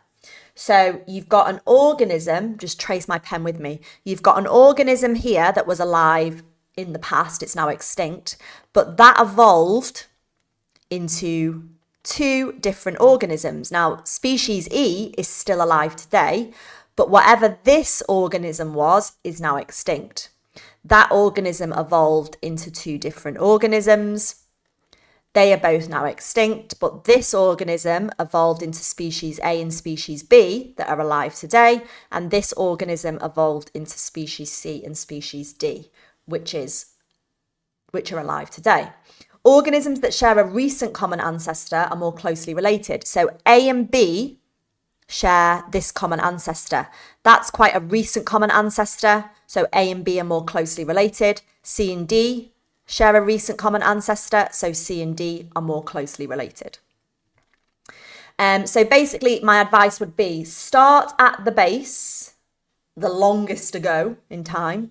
Might be at the bottom, might be on the side like it is in this diagram, but start at the base and work your way along. Because at the base, you've got the oldest common ancestor. So if you trace all of these lines back, you can see that originally they did all share the same common ancestor, but that was many millions of years ago, right? And then move along the branches and basically just trace the branches to see how species have evolved. Remembering that the more recently they shared a common ancestor, the more closely related the species are, and therefore the more similar those species will be. Now, the living species that are alive today, or the present day species, will be shown at the ends of the branches, and extinct species would be shown branching off earlier, like here and here and here, and they do not continue to the present day, which shows you they are now extinct. Let's have a quick look at an example of an evolutionary tree. So what we would do with this one is we'd say, look, they all shared a common ancestor. If we go right back to the base of the evolutionary tree, they all shared a common ancestor, but that common ancestor is now extinct.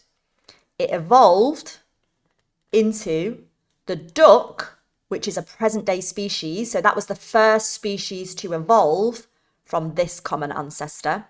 It also evolved into another species here, but that species is now extinct because the line does not continue. That species evolved again into this species and this species. Again, those lines do not continue, so those species are extinct.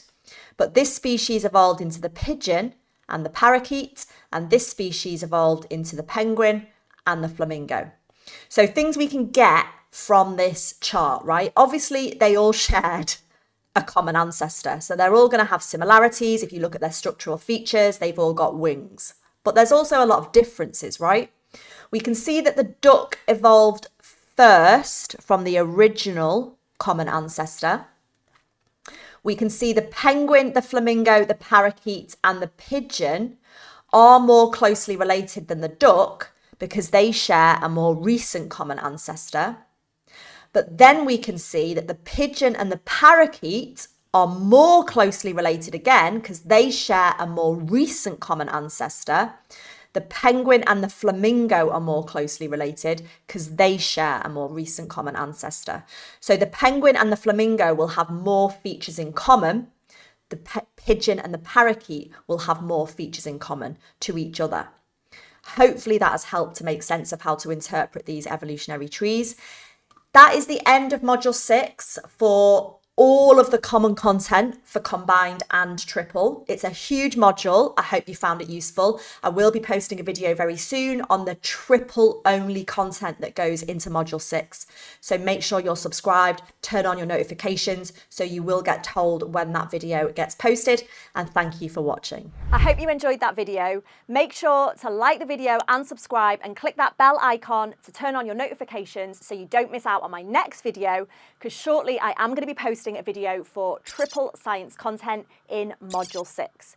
Don't forget all of those links in the descriptions. You can get your free flashcards by filling in your details. We'll send them to you straight away. You can also find the link to access my resources for everything you need for all of your GCSE revision. And you'll find the link there to join our exam masterclasses to revise with us before your GCSE exams.